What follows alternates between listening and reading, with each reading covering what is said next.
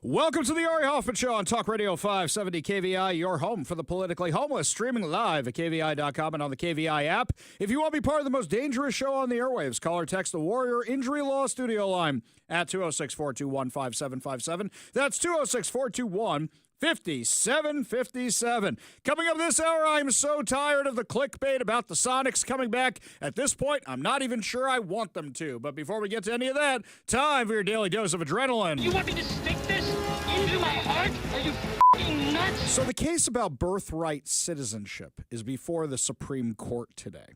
And Nick Brown, our very own Attorney General from Washington State, I believe is in Washington, D.C., trying to fundraise, trying to get some PR, trying to make sure the rights of illegal immigrants, trying to look out for us here in Washington? I'm not even sure what he's doing with this case, but okay, fine. He's in D.C., looking to pick up some PR off this. Now, from what I was listening to and what I was reading earlier today about what's going on in the chambers of the Supreme Court, it looks like the Supreme Court is most likely not going to shoot down birthright citizenship. From what I was hearing, even from the conservative justices, it looks like they weren't keen on dealing with that because of the 14th Amendment, where it literally says in the 14th Amendment, shall we pull this out here? All persons born or naturalized in the United States and subject to the jurisdiction thereof are citizens of the United States and of the state wherein they reside. So the question is the subject to the jurisdiction thereof, the interpretation of that. That's what they're going back and forth on, that part. And then the part about naturalized, they're getting into all that. Can you repeal that? They're getting into the nitty-gritty of that. I don't think the Supreme Court is very likely to do anything about that, because the answer they're most likely going to give is if you want to get rid of birthright citizenship, then redo the Constitution. You can do amendments to the Constitution. You can change parts of the Constitution. We've done it before. Or make a law. Make some kind of law and address it that way. It's like the argument you have over the Second Amendment. Look, as opposed to doing all the insanity that Bob Ferguson and the lefties here in Washington do trying to get rid of guns, you guys know you can't get rid of the Second Amendment, so they try to do it with the courts. It's not going to work, and a lot of this stuff is going to continue to get shot down at the Supreme Court. But if you really want to do something about it, make it a law. So, for example, Roe v. Wade. The left couldn't find a legal argument to make abortion legal, so they tried to do it through the Supreme Court. In the 1970s, they were able to do it. But then, most recently, just a couple of years ago, it got kicked back to the states, which is where it should have been all the time. And each state can decide if they want to make laws or not. So, for example, abortion is codified in Washington state law. It's not going anywhere, despite what the Democrats threaten or promise or say during any of their campaign fundraisers, and a lot of people believe them. We were saying on the show the whole time, this is codified in Washington state law. Unless you have a Republican supermajority in Olympia and a Republican governor, abortion ain't going anywhere. And even if you get that, the Republicans in Washington state are unlikely to do that because then they won't win another election ever again. These are realities of the situation. Now, if you think you have a good reason that the Supreme Court should reject birthright citizenship based on the Constitution, feel free to give us a call, 206-421-5757, or text us at 206-421-5757. I can give you plenty of reasons why I think they should end birthright citizenship. I just can't necessarily find that in the Constitution itself. Now, subject to the jurisdiction thereof, this phrase has been interpreted to exclude certain categories, such as children of foreign diplomats, enemy occupiers, and do we consider illegal immigrants enemy occupiers? That's what the fight is all about. What about people with temporary legal status? That's what this fight is all about. This is what this fight is going to continue to be about. So what were they saying at the Supreme Court today? According to the Post-Millennial, the Supreme Court on Thursday heard arguments over birthright citizenship as well as the legality of nationwide injunctions. So that's the key part here. Trump may not win on birthright citizenship. That may stay. But nationwide injunctions by an activist judge. So let's take a judge in, New York. So a judge in New York says, you can't deport whatever illegal immigrant did whatever at Columbia. Mahmoud Khalil. You can't deport him. You can't get rid of Mahmoud Khalil. Can't do that. Nope, can't do it. And then all of a sudden, that's the nationwide status because some federal judge in New York said you can't do it? No, it should be, well, in New York you can't do it, and we're going to appeal it. It looks like the court is actually very likely to grant the Trump administration's argument that just because a judge says something in New York or Florida or California or Washington, that doesn't make it law for the entire U.S.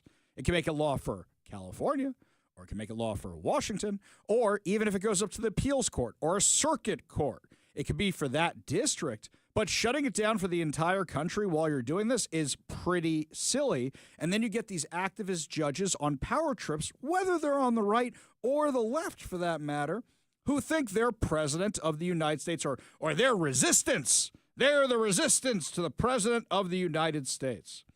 It was the issue of nationwide injunctions that the court focused on, trying to sort out the Trump administration's argument that nationwide injunctions should not be permitted. The argument from counsel John Sowers that under Article 3, a court's decisions should only be for those in the case before them, and that if a ruling is to apply nationally, it should go through the lower courts as brought by additional plaintiffs and then arrive at the Supreme Court, which would create a national precedent. This would mean that multiple plaintiffs would be forced to bring their cases to the lower courts so those courts could determine if those plaintiffs were subject to the relief that had already been granted by others in the lower courts. So, for example, Nick Brown in Washington loves to file amicus briefs, jumping on the work that other people are doing against Donald Trump. Instead, what this is saying is, as opposed to him hopping on a case out of Boston or a case out of New York or a case out of California, he would have to do his own case and go through the process that way, which actually on the state by state, district by district, in the judiciary system, that makes a lot more sense rather than one activist judge overriding the president of the United States. So this makes a little bit more sense. Justice Kagan noted that in the case of birthright citizenship, where the Trump administration has continued to lose in lower courts, the government would simply apply the executive order to those potential plaintiffs of the same class, meaning children born to illegal immigrants who are not able to bring their case before a court for reasons of access or finances. Trump administration executive orders have been blocked across the country in lower courts that issue nationwide injunctions to prevent Trump's initiatives from moving forward. And every time I've read one of these things, the only decision I can see based on it, not birthright citizenship, but a lot of the other cases, is Trump bad, Orange Man bad. There hasn't actually been any legality or legalese behind a lot of these cases. It's just, we don't like this. Birthright citizenship is the first one where I say people on our side have an uphill climb. Look, you disagree with me? You're a constitutional scholar who think you can prove this one and prove Trump's case? Give us a call at 206-421-5757. That's 206-421-5757. Now, mind you, you could always pass a law in Congress. And this leads back to the conversation we've been having for a while now. This Congress is very unproductive. They have only passed 5 bills since Donald Trump was sworn into office. Republicans have the White House, have the House of Representatives, and have the Senate. And we're not getting a lot done right now. In fact, now there's a civil war brewing inside the Republican Party over Donald Trump's big, beautiful bill. Now, the problem with a big, beautiful bill is because it has so many different topics inside of it, you can't get a straight up or down vote where you would get a lot of things done before you combine them all together. And a straight up or down vote, you'd get a lot done. For example, right now, the DOGE cuts. So DOGE has announced all this waste that they have found, and funding has been paused to a lot of these programs. But that is still money that is allocated by Congress in those huge omnibus bills, and that's law. Which means at some point, unless you change the law, that money comes rushing back. And all the fun we've had with Doge and all the waste, fraud, and abuse we all know is there is going to come rushing right on back. You can review it. You can pause it. You can review it. You can do that. But you can't stop it without changing the law. If you have a straight up or down vote on the Doge cuts, in a normal world, even people like Thomas Massey, who votes no on every kind of spending there is, this is all cuts. Everybody in the Freedom Caucus, all the conservatives are going to say, of course we want the Doge cuts. Or are they? Something fascinating is happening right now. Absolutely fascinating. And I predicted this back at the beginning when Doge was first rolling out what it was finding. I said, eventually they're going to get to stuff that Republicans care about, or that Republicans in purple states care about. And if the funding goes away, those Republicans are going to start getting squishy because they're worried about losing. And that's exactly what's happening right now. Senator Josh Hawley is actually leading the charge. Of all people, I love Josh Hawley. He's one of the most conservative members of Congress. He's worried that if we start messing with Medicaid, then all of a sudden we're going to start losing votes, losing seats, and lose our majority. He may not be wrong. Now, here's the problem. The problem is, as much fun as the Doge cuts are, as much high profile are those stories, trimming around the edges is not going to fix the problem with the federal budget, with the out-of-control spending. To fix it, you need to reform entitlements. Why are they picking Medicaid? Because Medicaid is benefits for a lot of people who just don't want to work. I'm not saying there aren't people on that system who deserve it. But here in America, you can sit on your butt all day and still be entitled to a ton of welfare programs. So what the Republicans in theory want to do is get those people back to work. And they're not even talking full-time work. They're talking 80 hours a month, which is a part-time job. And they want to have those people off the Medicaid system. And that's the way they're trying to reform Medicaid. Will that help? Sure. Will it solve the problem? No. It's not like a massive Ponzi scheme like Social Security is right now, where you need more and more people to pay in. Otherwise, the money runs out, and you're going to need more and more people to pay for each person who's retiring. The ratio used to be 2 to 1. Now it's like 8 to 1. It's crazy. So the issue is right now, unless you reform the entitlement programs, as much fun as the Doge cuts are, you're not going to stop the out-of-control spending. And then you get to something else. Anytime you ask a conservative, or rather you say to them, do you want to cut the federal spending? Absolutely. Great. Where should we start? Now, a normal Republican will say, one who's educated will start giving you a list. And then when you say, well, here's the problem with Medicaid, for example, the Democrats are just going to run all day long on the GOP cut Medicaid. Republicans cut Medicaid. Trump cut Medicaid. And aside from the freeloaders who are freeloading off Medicaid, all the people who don't follow politics, who don't listen to the show, who don't watch news programs on TV or watch MSNBC and CNN, they're going to be singing that all day long. So what's the only thing they're going to know? Trump cut Medicaid. Republicans cut Medicaid. They don't care about me, and they're going to vote for the Democrats. Because having the nuanced conversation of we want to get the freeloaders off the program takes more time. And unfortunately, the soundbite that's going to be in everybody's minds is Republicans, Trump, cut Medicaid. It needs to be done. You need to get those people back to work. But where's the incentive to go back to work when you are freeloading off the government and you're making a good amount of money doing it? That's the reforms they're trying to do. And right now, the problem is this internal civil war, where also you have another thing. I remember discussing this with a conservative friend of mine here in Seattle, having this discussion years ago, where I said, well, we really need to cut out the waste and abuse and all this crazy stuff we're spending money on. And this person says to me, well, yeah, but I'm going to vote for this guy because if there's waste out there, I at least want my city, my state, my county to get some of it. And I'm thinking to myself, is this person really a conservative? But a lot of people think the exact same way. We want our pet projects sponsored.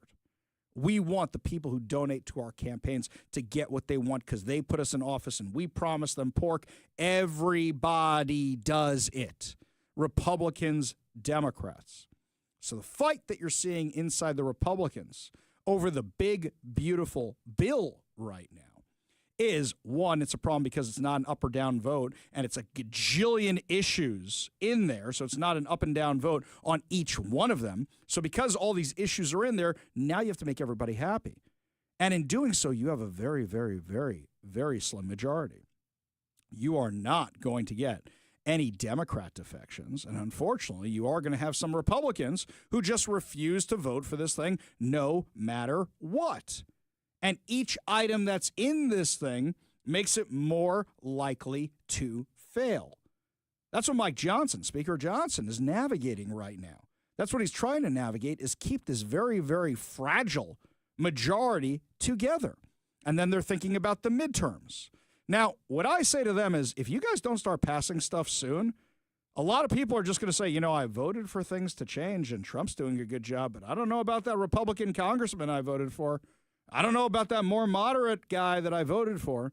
And it's going to have down-ticket effects. And I wonder what they're doing in Congress. First 100 days are over. That's when you have your best chance of getting anything done. Now the entire discussion is going to be about the big, beautiful bill. It's going to be in the news every day. And every single day, cut Medicaid, cut Social Security. That's what they're going to be saying in the lamestream media because they're not going to have the real discussions. They're not going to have the real discussions like we just had about reforming Medicaid so that people actually go back to work. Instead, it's just going to be Orange man bad, Republicans bad. They're cutting entitlement programs. And the problem is people feel entitled to their entitlement programs. And when they start thinking those things are going away, they vote against the people they think are actually doing it. The spending is out of control. Without drastic reforms or drastic cuts, nothing's going to change. But in the meantime, there's plenty they can do. The Doge cuts are a perfect example. You guys want to deal with birthright citizenship? Pass a law. Fix an amendment. Do that kind of stuff, and you might actually get somewhere. By cramming it all into this one big, beautiful bill, it may pass. I hope it passes. I like a lot of the stuff that's in the big, beautiful bill. But do you realize how many horses that is to wrangle for Mike Johnson? That's a lot of horse trading to get there. And what are you promising in order to get those votes? Right here is where ideology collides with real life because every politician has people they owe favors to. Every politician has donors they owe favors to. Every politician wants to say they brought home the bacon for their district, even if they claim to be conservatives. So what you are running into right now is a collision between ideology, politics, and money and power. That is the collision that's happening right now, and that's the fight the GOP has themselves in. And the problem is the Democrats can just sit there and snipe at them from the sidelines. That's what they can do the entire time, and that's exactly what they are doing. And with a lamestream media that never calls out the Democrats on their lies, the problem is the public opinion may start turning against the Republicans if they don't get this thing passed soon. The longer they debate this thing, the longer they fight over this thing, the longer it's in the headlines and the closer you get to the midterms. I want to know what you think about my hypothesis. I want to know what you think about my thesis. I want to know if you think the Republicans can actually get this thing passed. Because right now, I'm really questioning if they can actually get the Trump agenda across the finish line, and I'm concerned that they won't. And I'm also concerned that we're seeing some of our conservative friends are not as conservative as we thought they were, because some of the stuff I see them writing, like Josh Hawley, could have been written by people on the left, like Elizabeth Warren, like AOC, like Bernie Sanders. They sound like Democrats defending the spending we're doing. We cannot continue like this. That is what is blowing out the deficit. That is what is blowing out, what is driving up inflation. That is the problem. And unless you address the entitlement programs, nothing is going to change. When we come back closer to home, once again, we have clickbait headlines about the Seattle Supersonics. At this point, do you even believe they're actually going to come back? We'll give you the details on what the latest news is now. You're listening to the Ari Hoffman Show on Talk Radio 570 KVI.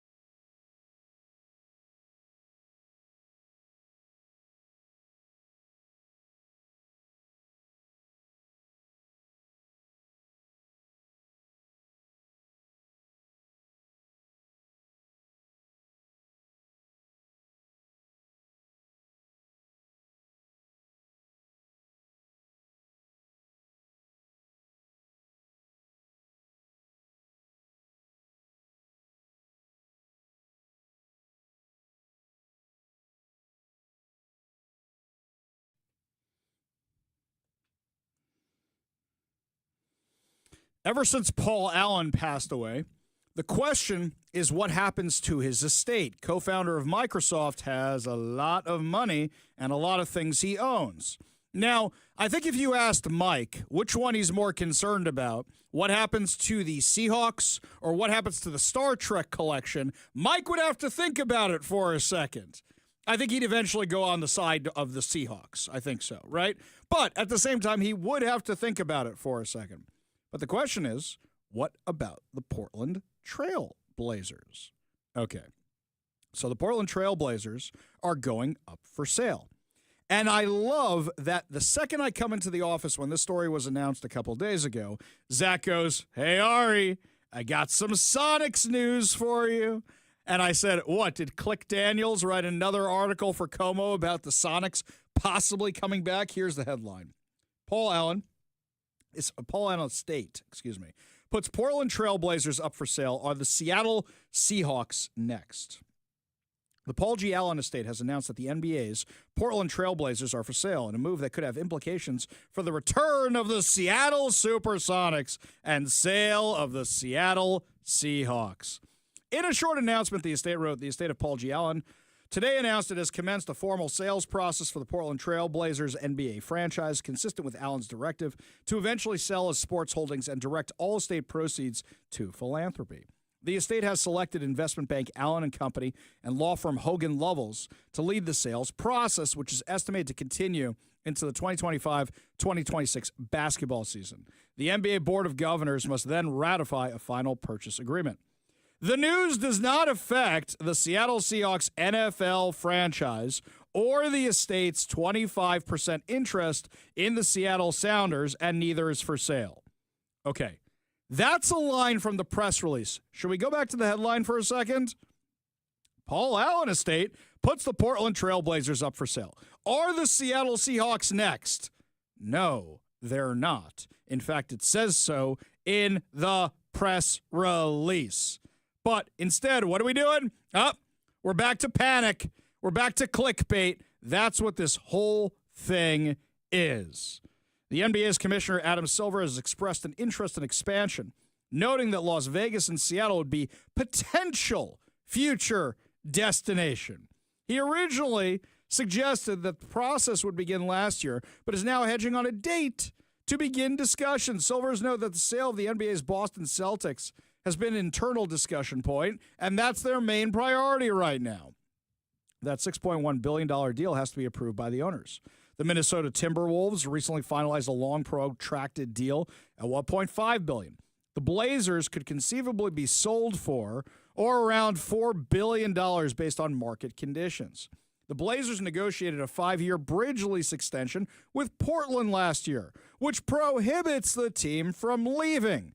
Can we go back up to that headline again? Here we go. So the opening line of this thing, the Paul G. Allen estate has announced that the NBA's Portland Trail Blazers are for sale in a move that could have implications for the return of the Seattle Supersonics. They literally just said they're not leaving Portland. And back here we are again with the clickbait. Oh, they might be coming back. They might be this might have ramifications for the Sonics. I am so tired of this. I am so tired of the clickbait. It is one reporter in Western Washington driving that, and that is Click Daniels. One reporter every single time. It's getting exhausting at this point. I don't even fall for it anymore. In fact, the entire newsroom is just like, really? We're doing this again? Because that's what keeps happening every single time. When there's real news about the Sonics, I won't believe it. This is like COVID all over again. If there's a real pandemic, I won't believe anything they say after what they did this time. At some point, you run out of benefit of the doubt. And I have no more left to give to these Sonics headlines. And I will remind everybody, even though this is an unpopular take, if you guys had gone to the games, they wouldn't have moved. I remember how empty that stadium was when I moved here. People were not going to the games anymore. Now, you can argue the ownership didn't put together a good team. You're still going the Mariners, right? Still going to some of the other teams around here. And for those of you saying, oh, the Mariners are doing good right now. Yeah, it's May, guys. Speaking of the Mariners, this, according to MajorLeagueBaseball.com, Ken Griffey Jr.'s imprint on the Mariners franchise has extended well beyond his time as one of the generation's greatest players. He'll now have a chance to make as big of an impact as ever after the team announced Monday that the Hall of Famer has joined its partnership group. Griffey, who has been a special consultant to the franchise since 2011, is the first Mariners player to join as a partner after purchasing ownership shares in the team. He says, we're going to win. I don't like losing. The guys who played with me and the guys I played against know I'm a very bad loser, and I take this responsibility to the highest level. I think being a 17-year-old kid getting drafted, I consider this like the guy who started in the mailroom and now has worked his way up. This is an opportunity, like I said, that I don't take lightly. Griffey absorbed what Stan described as a portion of one of the 17 current partners' interests as part of a process that began in June. That partner, who was undisclosed, did not completely sell off his share and remains with the Mariners. Stanton said Griffey is not obtaining the forfeited ownership shares of Kevin Mather, who resigned as president and CEO in February. The Mariners did not unveil how large Griffey's ownership stake is. Stanton described the matter as a routine process that began as part of a partial buyout of Nintendo in 2016 when Stanton took on his current role. Every other year, there is a window for partners to sell any amount of their interest in the team or buy more. Griffey joined the group in September, but he preferred not to make an announcement, and then, given Seattle's late-season playoff push, which came up short, extending the team's playoff drought to 20 years.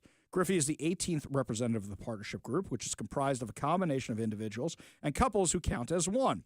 It is custom for any ownership addition, Griffey needs to receive unanimous vote of approval from the rest of the group, and I'm sure he will.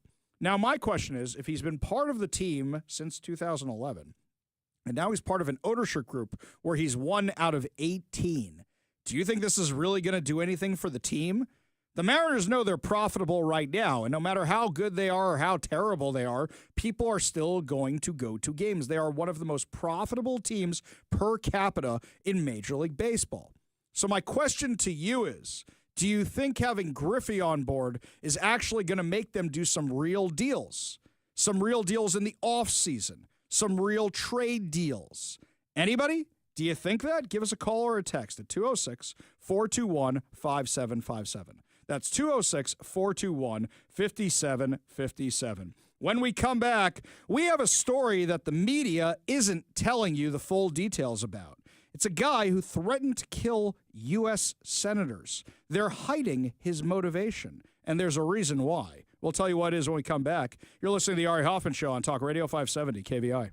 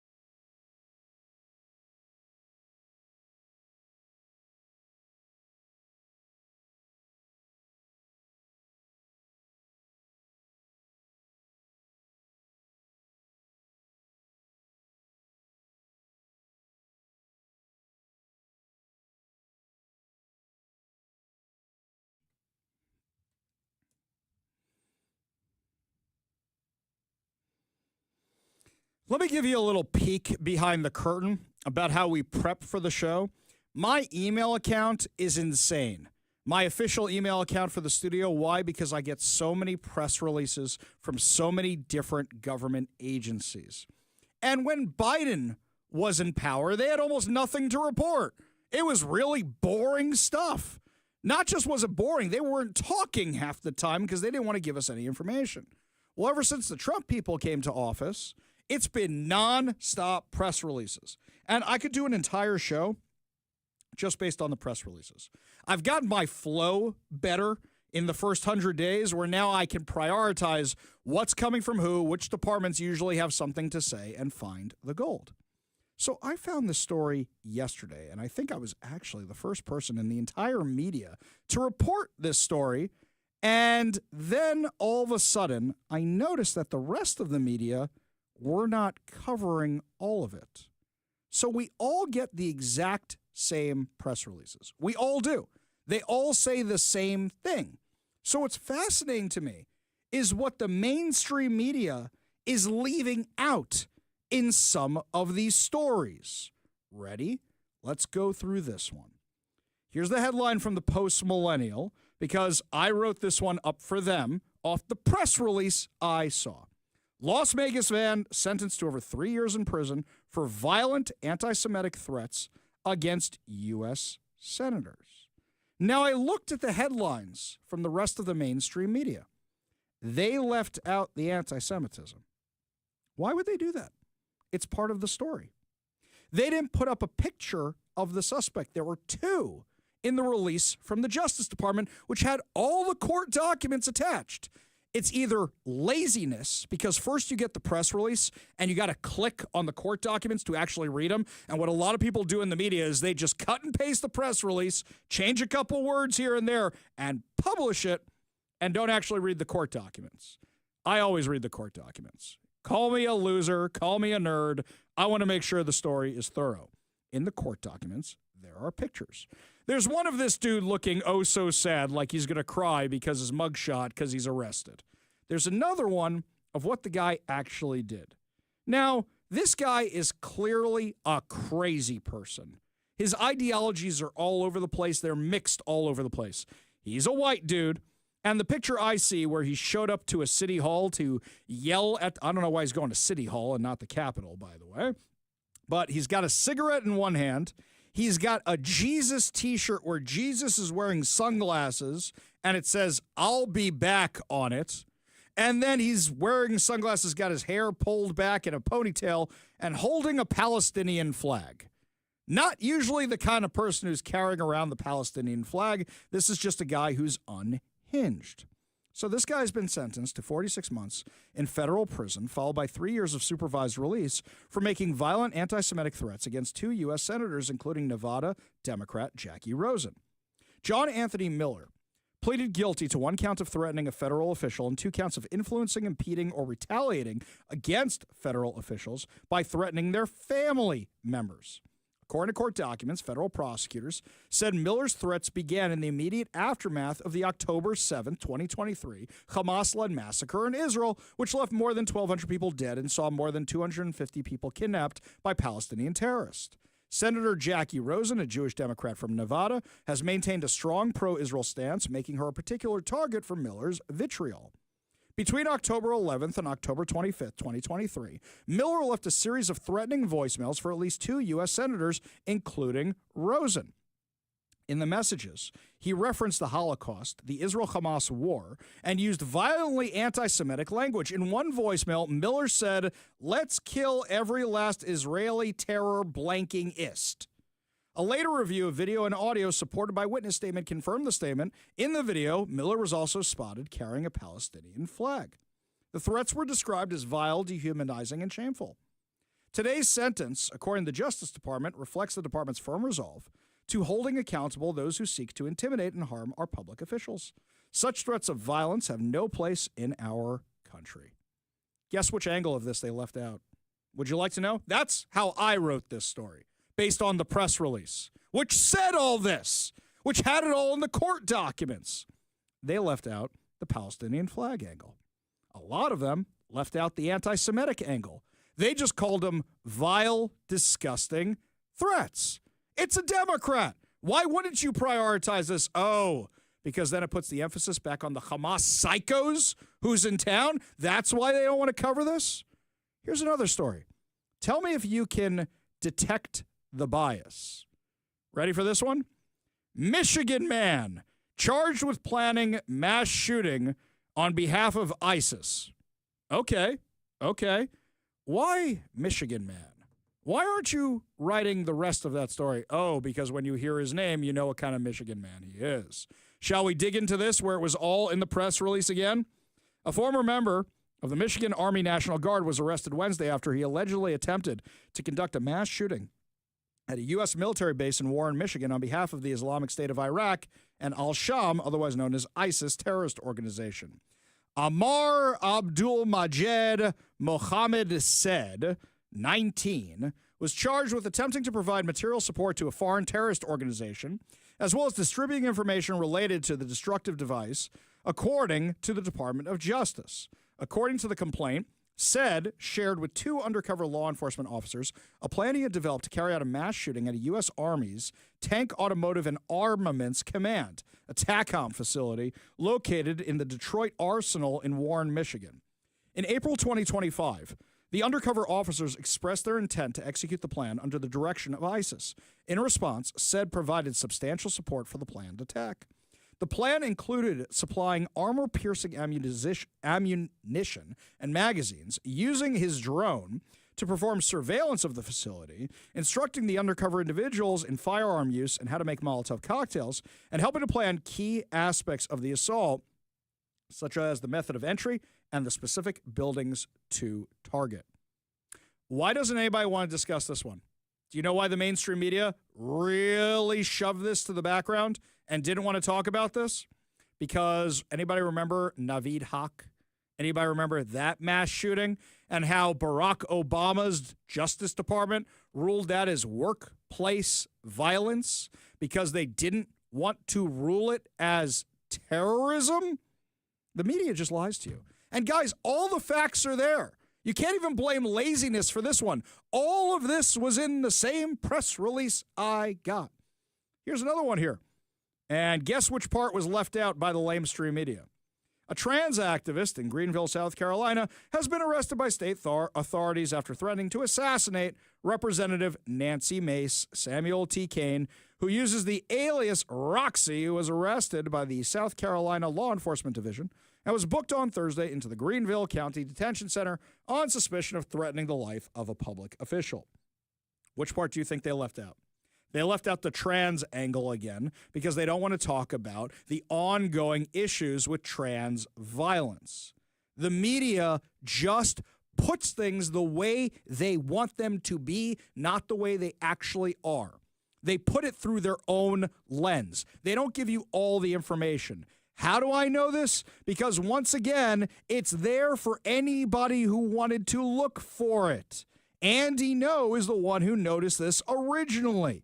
And yet, the mainstream media getting the same press releases, getting the same information, doing quick Google search just to confirm your reporting or find out anything else, even when they have it all hand-delivered to them on a silver platter. Their own biases affect how they cover this stuff. Now, I have no problem with that. If you admit your bias, for example, on this show, things are going to be through a conservative lens. My issue are networks like CNN, NBC, MSNBC, New York Times, Washington Post, who say they're the real arbiters of truth, and yet they're only telling you half-truths about the story. When we come back, Starbucks baristas are big and mad about a new dress code they have to adhere to. Yeah, cry me a river here. This is the world's smallest violin playing just for you guys. We'll make fun of them when we come back. You're listening to the Ari Hoffman Show on Talk Radio 570 KVI.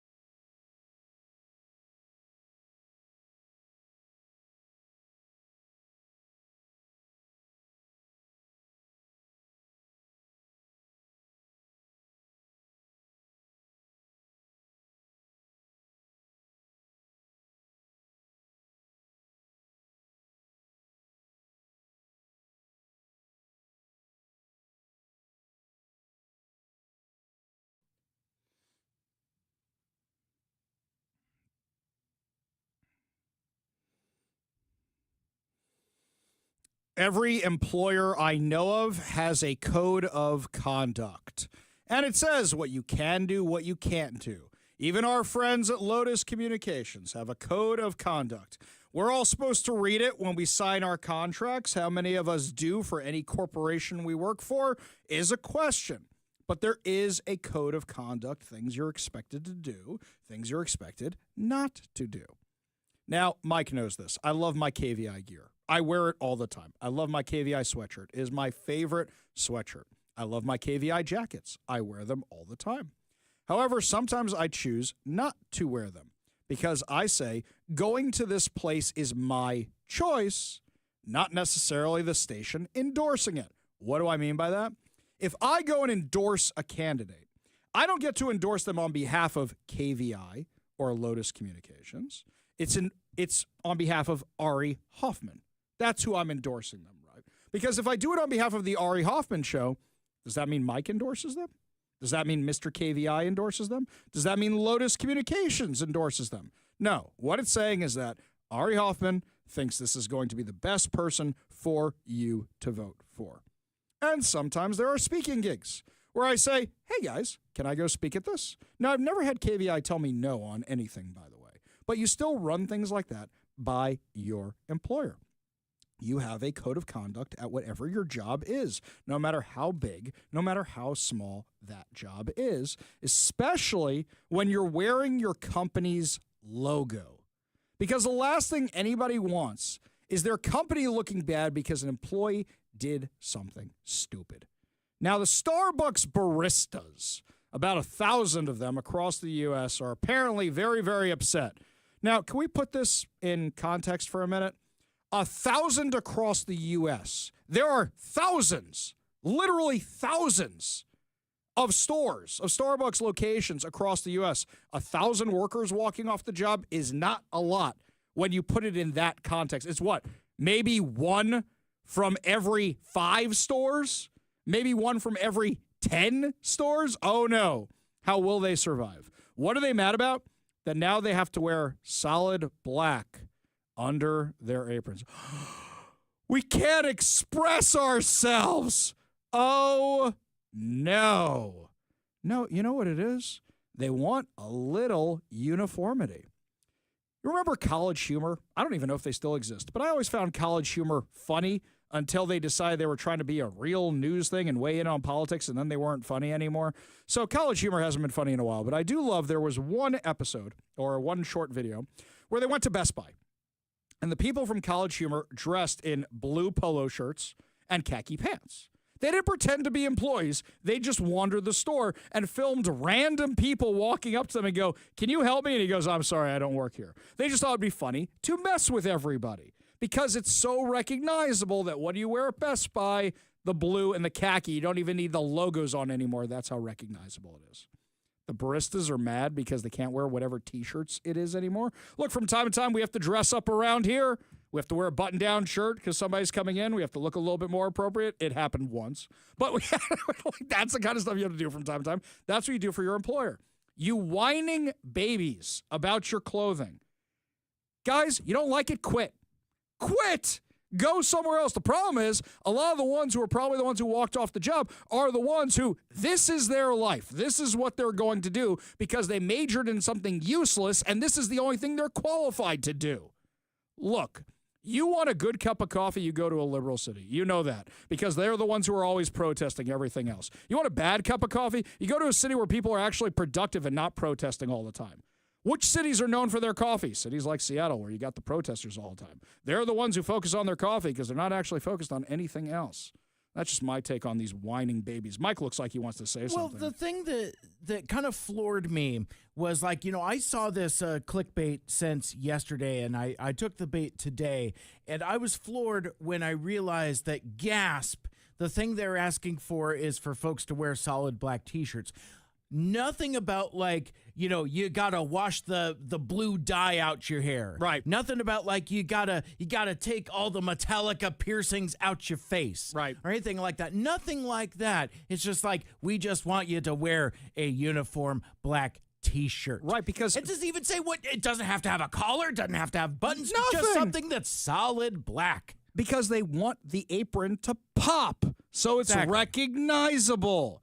Chill out, you crazy lunatics. When we come back, lots more to discuss. Speaking of crazy lunatics, Bob Ferguson and Washington Democrats continue to prioritize illegal immigrants over you. We'll tell you what they did most recently. You're listening to the Ari Hoffman Show on Talk Radio 570 KVI.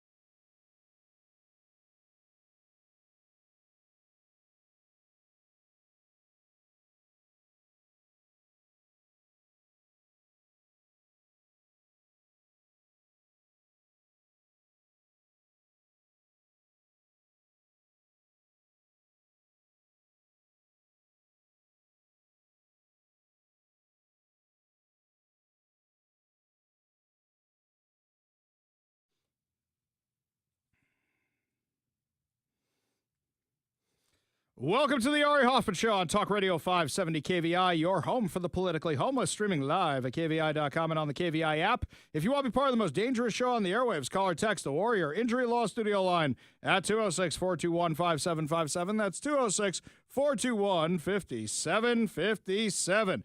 Coming up this hour, Hollywood is weighing in on Joe Biden and James Bond. Weird combination. But before we get to any of that, my friends, there's a big story out of D.C. that broke yesterday, which has Washington implications. So this one, headline from the Post-Millennial, the Department of Justice diverts grants for trans DEI to law enforcement. So what happened? The Department of Justice will be redirecting funds that were initially designated for transgender projects and other diversity, equity, and inclusion programs to instead support law enforcement. The change follows an inquiry from Senate Judiciary Chair Chuck Grassley, who requested clarification from Attorney General Pam Bondi's office about the DOJ's recent decision to cut $811 million in grant funding. Grassley sent a letter seeking details on the department's grant review and appeals process. In response, Bondi's office revealed that most of the affected funds were previously awarded to non-governmental organizations rather than state or local agencies directly serving communities. According to the Daily Wire, the AG's office said the new allocation of funds would be used for initiatives that more align with the administration's agenda, such as supporting law enforcement operations, combating violent crime, protecting American children, supporting American victims of trafficking and sexual assault, and enhancing coordination among law enforcement at all levels of government. During the previous administration, the DOJ granted awards to organizations promoting DEI and LGBT-related programs. One example includes a $200,000 grant to the Diversity Center of Oklahoma for culturally responsive services aimed at Black and brown women, including Black transgender women in Oklahoma City. The grant also supported so-called gender-affirming medical care. Another $700,000 grant was awarded to Forge, Inc., aimed at addressing major types of violent crime carried out against individuals identifying as transgender and to add a particular focus on the experience of trans women and girls of color. The program included 23 listening sessions of trans survivors and a stakeholders advisory group made up of providers and trans community members. Another example is right here in Washington. What were they funding with this money? Transgender surgeries for prison inmates. That's what the money was being spent on. What would you rather this money be spent on? Transgender surgeries for prison inmates? Who, by the way, I don't know why they get anything other than, I have this magnet at my house from when my wife and I went to Alcatraz. And what it says is, it says, rules of Alcatraz. You are entitled to food, shelter, medical attention. Anything else you get is a privilege. I don't think medical attention includes transgender surgery. Why should we be paying for that at all? When we had Senator Jamie Peterson on the show at the beginning of the session, you remember what he said? I pointed out that they didn't lose a lawsuit. I pointed out that they did this to settle a lawsuit where they agreed to this without even fighting it. So they spent this money willingly on this stupidity. It's like how they spend money on laser hair removal for transgender inmates, and that's one of the many, many things, which is a reason why our budget in Washington State has gone through the roof. Yeah, we shouldn't be giving out money for this kind of stuff from the federal government. And Washington wants to do this stupidity. Let them pay for it themselves. While former grant recipients will not be required to return funds that have already been received, those who have been given termination notices will no longer receive future funding. In a statement to Fox News, a DOJ official said the department will no longer waste funds on DEI. The Department of Justice under Pam Bondi will not waste discretionary funds on DEI passion projects that do not make Americans safer. We will use our money to get criminals off the streets, seize drugs, and in some cases, fund programs that deliver tangible impact for victims of crime. My first question after this story, why were we spending money for the Department of Justice on this stuff anyway? That's the question we should be asking. The DOJ should be investigating crimes, going after criminals, arresting people with the FBI. Why is any of their money being spent on this? You want to make an argument for that money coming from the Department of Health? There's an argument to be made. I disagree with it. There's an argument to be made. You want to make the argument for the money coming from the Department of Education? Argument to be made. I disagree with it. You can make the argument. Why is that money coming out of the Department of Justice? Do you see how this is baked into the cake? Do you see how all this DEI insanity isn't a bug? It's a feature that has been woven into everything. Every time we talk about what's going on in the schools, every single time, DEI is at the core of the insanity. You can't get away from it anymore. It used to be if a train leaves Disneyland going at 50 miles an hour and another train leaves New York going at 60 miles an hour, where will they meet? Now it's if a transgender individual is riding a fuel-efficient, clean technology light rail from Disney, it's baked into the problems now. In math, in science, in music, you name it. You can't opt out because it's all part of the curriculum. Why was money from the Department of Justice going to this insanity? We go to the Warrior Injury Law studio line. Take a call from Leonard in Shoreline. Leonard, what's going on? Hey, nothing much. You talked about Social Security in your early segment, with all these cuts going on. Mm-hmm. Let me tell you a story about what I read on YouTube about a few weeks ago about a young woman who is disabled. She was getting her Social Security check every month. Well, one day she got a letter from them stating that she had an overpayment that she needed to take care of. So basically what they did was instead of taking 10% out of her check, they took the full 100% out of her check and immediately cut her off. And now she is living on the street in a homeless tent somewhere back east, and she is also turning to panhandling and playing the lottery or possibly hitting the casino, see if she can't get the money. Well, that's very sad. Unfortunately, we hear stories like this all the time where people can't get the money they should be receiving from social services. But instead, what's happening, a lot of people are gaming the system. A lot of people are gaming the system, and as a result, has a lot of bad name for those who actually do need welfare. Leonard, appreciate the call. Appreciate you being part of the show. You want to be part of the show? You give us a call or a text at 206-421-5757. That's 206-421-5757. We go back to the Warrior Injury Law studio line. Take a call from Jennifer in Michigan. Jennifer, what's going on? Yes, I was dealing with a company called Vesta Nova Financial, and they ripped me off. Well, I'll tell you what, Jennifer, hang on one second, okay? Before we talk about companies or anything else on air, we got to verify that kind of stuff or we could be held legally liable. So can you do me a favor? I'm going to give you my email, okay? It's ari@kvi.com. Let me write it down. No problem. Get a pen. No problem. ari@kvi.com. You send it on over to me, and then what we will do is we will investigate your claims, okay? Okay, repeat that again for me. ARI@KVI.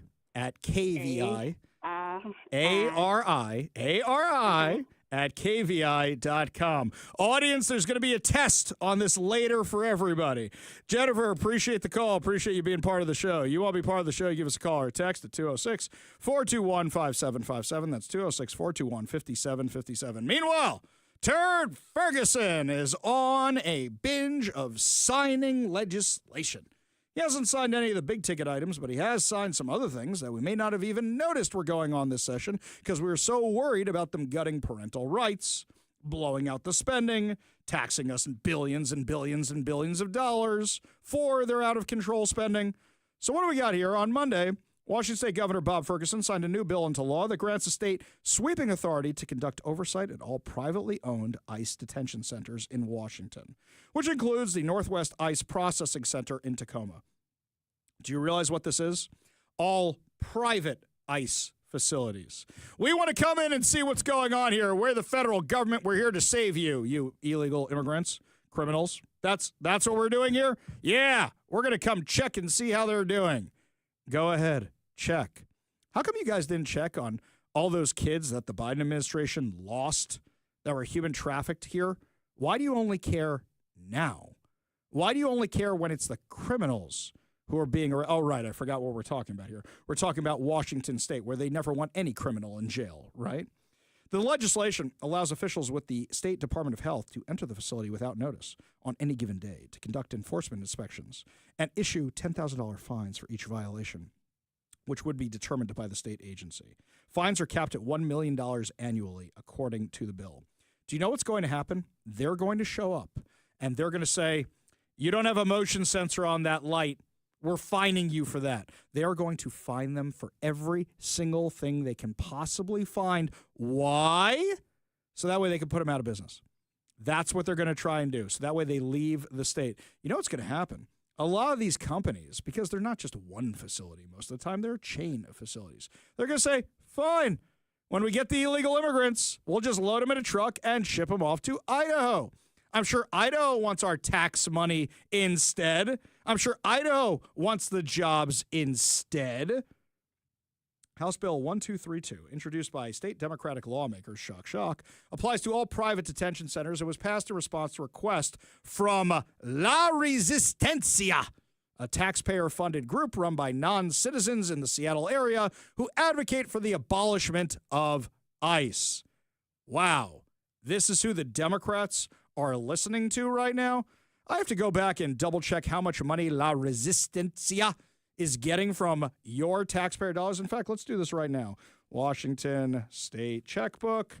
Let's pull this up right here. La Resistencia. Hang on. Got this right here. Cut, paste. Put it right into the checkbook. Let's see how much money these guys are getting. By the way, it's amazing. You can look up any company. You can look up any group. You can look up any organization. You can see how much money is being spent on them. Let's take a quick look here. And I must be spelling it wrong because I don't see them in here, but it does say taxpayer funded here. No, that's not them either. I'm going to have to dig into this later. But according to the article, the GEO group called the bill unconstitutional in a statement to King 5 News. It said, we believe House Bill 1232 is unconstitutional as applies to GEO's contract with the federal government for a provision of services at the Northwest ICE Processing Center in Tacoma.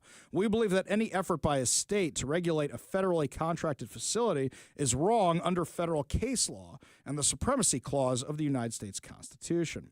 In 2023, Washington State approved a similar measure allowing for unannounced inspections at the Northwest ICE Processing Center, but state personnel were barred from entering the federally contracted facility, which is one of the largest ICE detention centers in the country. The GEO group sued over the law, alleging it was unconstitutional for a state to regulate a federally contracted institution, according to the outlet. According to the new legislation, State Department of Health officials will enter the facility to inspect and enforce updated standards for inmate living conditions, such as access to clean water, adequate lighting, and cleanliness. So you find one guy in solitary confinement who's been misbehaving, and all of a sudden you're going to start finding these guys? It's unclear what the updated standards entail. The measure is expected to cost state taxpayers $1.8 million over the next 4 years for inspections and enforcement mechanisms. Democrat State Representative Lillian Ortiz Self, who sponsored the previous bill, said in 2024 that state officials seeking to enter the facility have been turned away at least 6 times between November 2023 and February 2024. Well, yeah, they literally told you why. This thing is probably going to end up in front of the Supreme Court, whether or not local authorities have the authority to go in there and do it. But once again, I ask the exact same question. Why weren't you guys doing this with the kids in cages under Barack Obama? Why weren't you concerned back then? You're only concerned now because Orange Man bad. We go back to the Warrior Injury Law studio line, take a call from Bill in Maple Valley. Bill, what's going on? You always call me Bill, it's Joe, but all right. I wanted to talk to you about Social Security. A guy once said, an economist said, you should all have more than $1 million. Bill, do me a favor. Take yourself off speakerphone. I can't hear you, buddy. Okay. All right. Is that better? Yeah, what's going on, man? Anyway, Kennedy used the money to go to the moon, borrowed out of Social Security. Reagan borrowed out of Social Security for the deficit. They loaned it to the Carpenters Union money one time for outfit in Florida that went bankrupt. But I'm pretty sure they've never replaced any of it. Yeah, they didn't. Remember that Al Gore said, we're going to put it in a lockbox. You remember the lockbox and we're not going to touch it? Everybody lies. Everybody has been taking the money for Social Security and using it on other things. But in addition to that, even if they weren't, we can't sustain the costs of Social Security right now, which is why ideas like private accounts were much better off. For example, if you take $1,000 when every person is born and drop it into the stock market in a mutual fund, you would be better off than Social Security right now. Bill, appreciate the call. Appreciate you being part of the show. You want to be part of the show, you give us a call or a text at 206-421-5757. We go back to the Warrior Injury Law studio line. Take a call from, is that Leon there in Puyallup? Is that you, Leon? Lenora. Oh, Lenore. Thank you. That's okay. Yeah. I just called because, after hearing, I love your show. I just started watching it when I moved here. Yes. And I got to tell you, you're very informative, and I applaud you. I really do. My concern was, when that Doge found all that missing money, the Democrats, just billions of dollars. That's all we heard. Nothing about who's paying it back, where are we going to get it back, when are we going to get it back. I mean, I have a daughter that's disabled, and she's on SSI. She overpaid one time, and it was like letters all the time. We want the money back right now. We want the money back right now, $200 and some dollars. And we're talking about billions from them. Yeah, well, here's the thing. As I said in the earlier segment when we were discussing Doge, is the problem is all that money that we found with Doge, unless they actually pass a law to undo the allocations for Congress, right now we're just going to know that the wasteful spending is out there and that's going to continue. Unless the government actually passes a law to undo the laws they passed, because anytime they pass a budget, that's a law. Unless they undo that, that money's going to keep going out the door and out the door and out the door. Lenore, sorry for messing up your name. Appreciate the kind words about the show. Appreciate you giving us a call today. You want to be part of the show, give us a call or a text at 206-421-5757. That's 206-421-5757. Meanwhile, who is Bob Ferguson looking out for? Who is Bob Ferguson, the Democrats, looking out for when they're looking out for these illegal immigrants? Let's just scroll on over to the ICE Seattle, ERO Seattle Twitter page.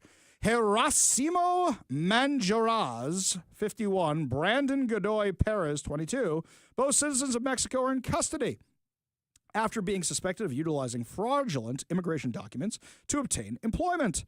Manjaraz has been removed from the U.S. in 2022 with a conviction for selling drugs. Oscar Javier Escato Cruz, 33, a citizen of Honduras, ordered removed from the U.S. in 2011, also is facing local charges including sexual misconduct with a minor and domestic violence assault. He was arrested by ERO Seattle on May 10th. Felipe Cachui Tinico, 40, is a citizen of Peru, ordered removed from the U.S. in 2023. He has been convicted of domestic violence assault and violation of a domestic violence protection order. He was arrested by ERO Seattle on May 10th as well.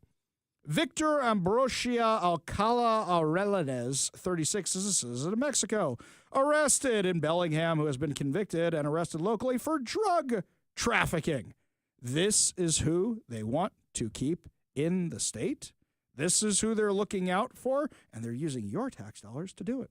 We go back to the Warrior Injury Law studio line. Take a call from Grumpy Dangan. What's going on, Grumpy? Oh, it's Grumpy Dragon. My spelling's not doing well today. Grumpy Dragon. What's up, man? I can just see the State Department of Health going into that ICE detention facility in Tacoma. Yeah.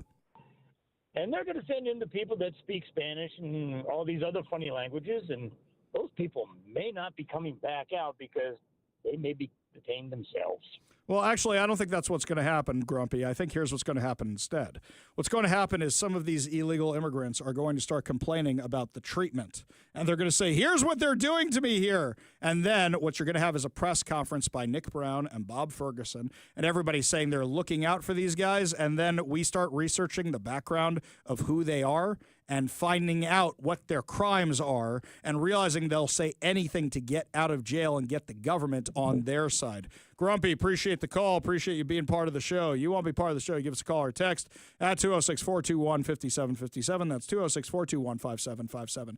Got another minute before the break, so we go back to the Warrior Injury Law studio line. Take a call from Robert in Edmonds. Robert, what's going on? Hey, Ari. Hey, you were talking about the allocation of funds being moved to law enforcement now instead of all the DEI stuff. Yeah. And how it's all embedded into all of our institutions now. Even though they're going to defund it, it's still embedded. And a great example of that is Shorecrest High School in Shoreline. Mm-hmm. It's a big, beautiful, fairly brand new high school. And they had a flagpole out front where they had an American flag, state flag, and then the MIA missing in action flag. Now, if you go there now, you'll see that they have the American flag, and underneath that is the trans flag flying proudly, and underneath it is the state flag, but the MIA flag is gone. And what they put in its place, a trans flag or something? Yeah. Yeah. So, okay. This is that story I told a while ago where a friend of mine was walking past Graham Hill Elementary in South Seattle. He's walking past it, and his son says to him, goes, Daddy, look, it's the Seattle flag. And he looks up and he sees American flag, Washington state flag, and the rainbow flag. And that's the one the kid thought was the Seattle flag. Can't it just be the federal flags go up there and that's where we finish this off? Yeah, well, this one's flying above the state flag. I mean, it's ridiculous. And what do the students go? What's that flag? I mean, it's almost child abuse to start to explain what that flag is to kids. I wouldn't call it child abuse, but what I would say is that they're clearly doing it just to have the conversation so they can use it as another method of saying, well, this is why we prioritize it. Thank you for asking, Billy. Now we can talk about it with the whole class. That's the goal there, Robert. Appreciate the call. Appreciate you being part of the show. You want to be part of the show, give us a call or a text at 206-421-5757. That's 206-421-5757. In fact, Robert, if you have before and after pictures, please send them on over to us. Lots more to discuss as the show continues, my friends. When we come back, a new Gaza encampment is forming as we speak at UCLA. If the police don't break it up soon, you're going to see them popping up at every single campus in America. You're listening to the Ari Hoffman Show on Talk Radio 570 KVI.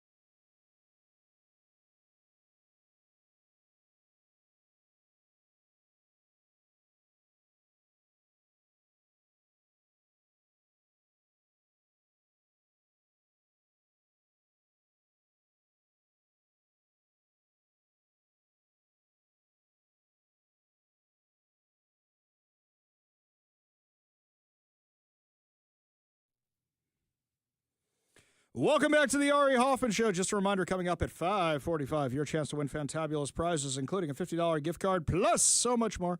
Yeah, another reason to always keep your radio tuned to 570 KVI, left on your dial, always right on the issues. You can also stream us at KVI.com, download the KVI app, and, of course, subscribe to us on whatever your preferred podcast platform is. We go to the Warrior Injury Law studio line, take a call from Paul in Seattle. Paul, what's going on? Hey, Ari, I appreciate your show and enjoy listening. You made a comment about dropping $1,000 into Social Security when they're born. Where were you going with that? No, not Social Security. What I said was a mutual fund with the stock market. What I said was if you put it in some kind of mutual fund, it's going to grow if you do things properly, and you're going to be able to add to that over time. Private savings accounts, for example, for Social Security. The amount of money we shell out right now, what is it, 7, 8 people have to pay into the fund for one Social Security person, whereas when they first started the thing, it was 1 to 1, then 2 to 1. It's a giant Ponzi scheme right now. Whereas if you actually just go with the market, that money is going to grow over time. Whatever that amount of money is, it can just grow and grow and grow. There's a lot of people who would say, give me the Social Security money. However much money you were going to put in Social Security for me. Instead of that, just give it to me. I'll do more with it. Don't you think, Paul? Yeah, I think we could definitely do better than the government's doing, but the key is, like you said, adding to it. So, yeah, you give me my Social Security every check that goes out, let me invest that. I think I'll do a little bit better than the government. Exactly. For example, let's just say this. Here, just this for a second, Paul. Ready?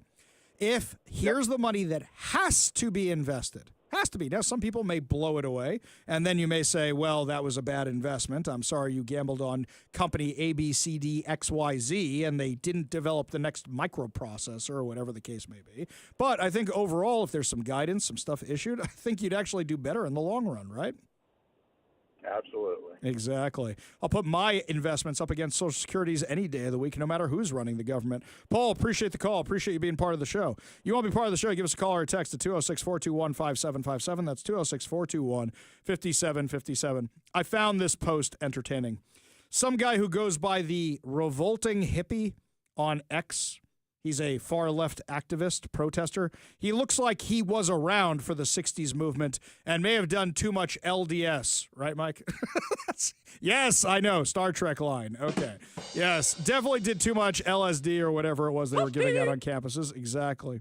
So he posted video of a whole bunch of the Hamasniks protesting Gal Gadot in this new movie she's making called The Runner.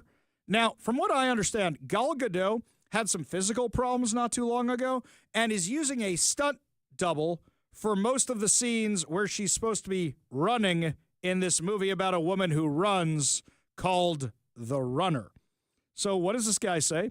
We spent the day disrupting Gal Gadot's The Runner. She turned up for a few minutes today and left. So we disrupted her stunt double. Okay. Anybody here who's seen Spaceballs knows exactly where I'm going with this. You idiots! These are not them. You've captured their stunt doubles. What does protesting their stunt doubles actually do? Here's something else, guys. I don't know a lot about sound technology, right? But I do know enough to know that the microphones they have that they are filming with, you are not disrupting jack squat. They go, it's going to have to be dubbed. No, it won't. They don't need you there. If you're there, they can work around you. Otherwise, they wouldn't film outside. They have such sensitive microphones. They have ones that can specifically pick up the person's voice, their shoes, their this, and they were going to dub it anyway. That's how movies are made. Congratulations. You wasted an entire afternoon. So proud of all of you. When we come back, my friends, lots more to discuss as the show continues. A new discrimination lawsuit may be about to be filed against Microsoft. What's going on now? We'll give you the details when we come back. You're listening to The Ari Hoffman Show on Talk Radio 570 KVI.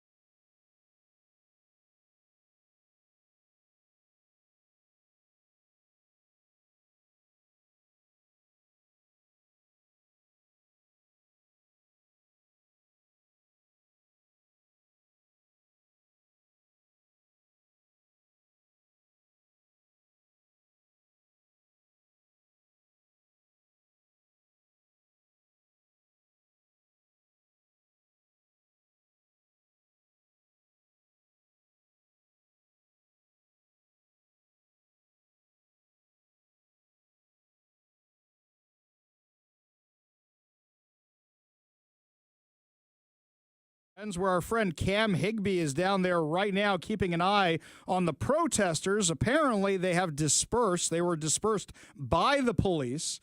And with regards to what's going on the campus, seems like there were some assaults going on. Seems like there were some other issues going on there. And we're going to have a full update from him. He's going to be calling us later in the show.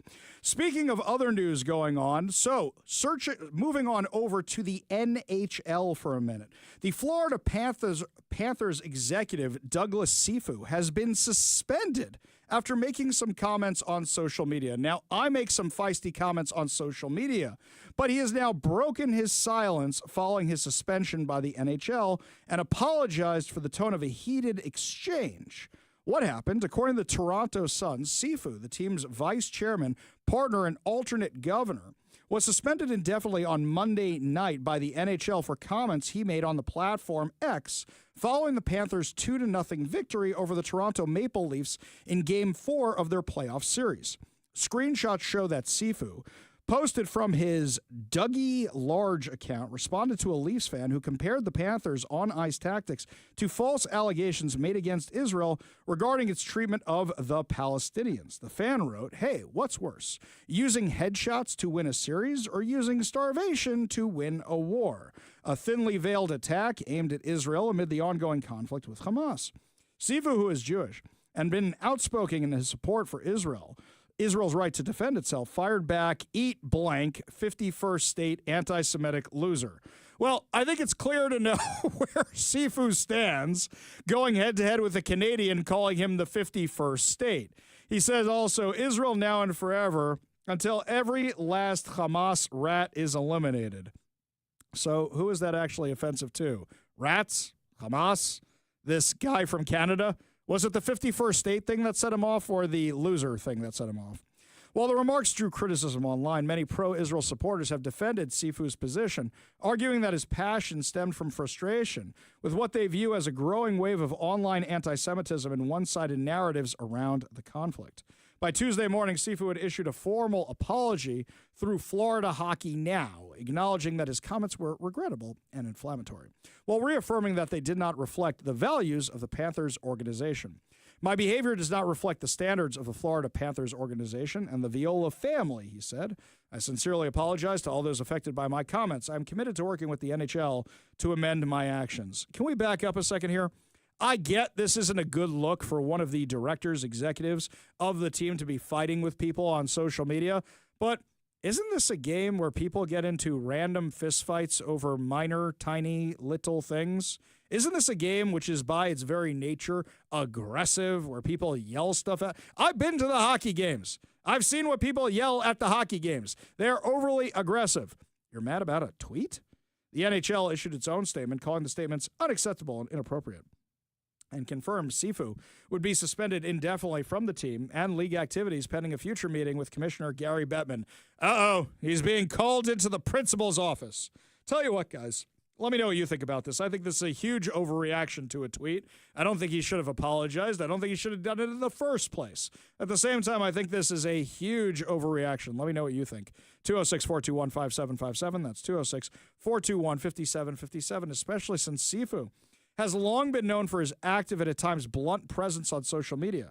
Sources say team owner Vinny Viola has previously asked him to tone down his commentary, particularly around hockey operations. And just like we were talking before about the barista people, as much as I don't have a problem with his comments because I happen to agree with them, if your boss tells you to do something, then do it. Otherwise, you're going to end up in trouble because odds are there's a morality clause, a code of conduct clause in your contract, and you're going to have problems.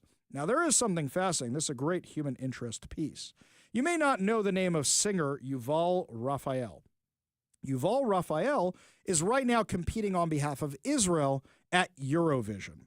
And she has a song that she's singing. And it's a beautiful, beautiful song. In fact, here's a little piece of that. Hang on one second. I know I buried it here somewhere. There it is, right there.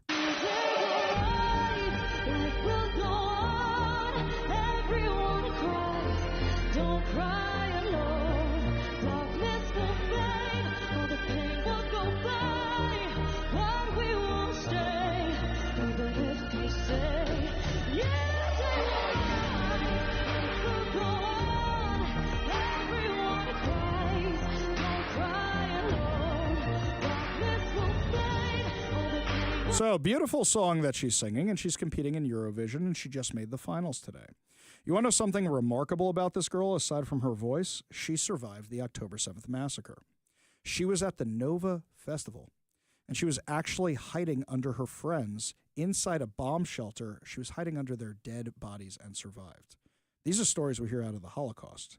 These are stories we hear out of not just Nazi Germany, but we hear them out of Russia when they were killing people by the hundreds of thousands. These are awful, awful stories, and now she's on the stage of Eurovision. Now, apparently a whole bunch of protesters has shown up because they're not happy about her competing, but at the same time, she's going on stage every single night, and now she made it to the finals, which is absolutely just incredible. Switching gears back to things that are happening closer to home, why do I bring up all this craziness happening around the world? Once again, the UW campus has been vandalized again.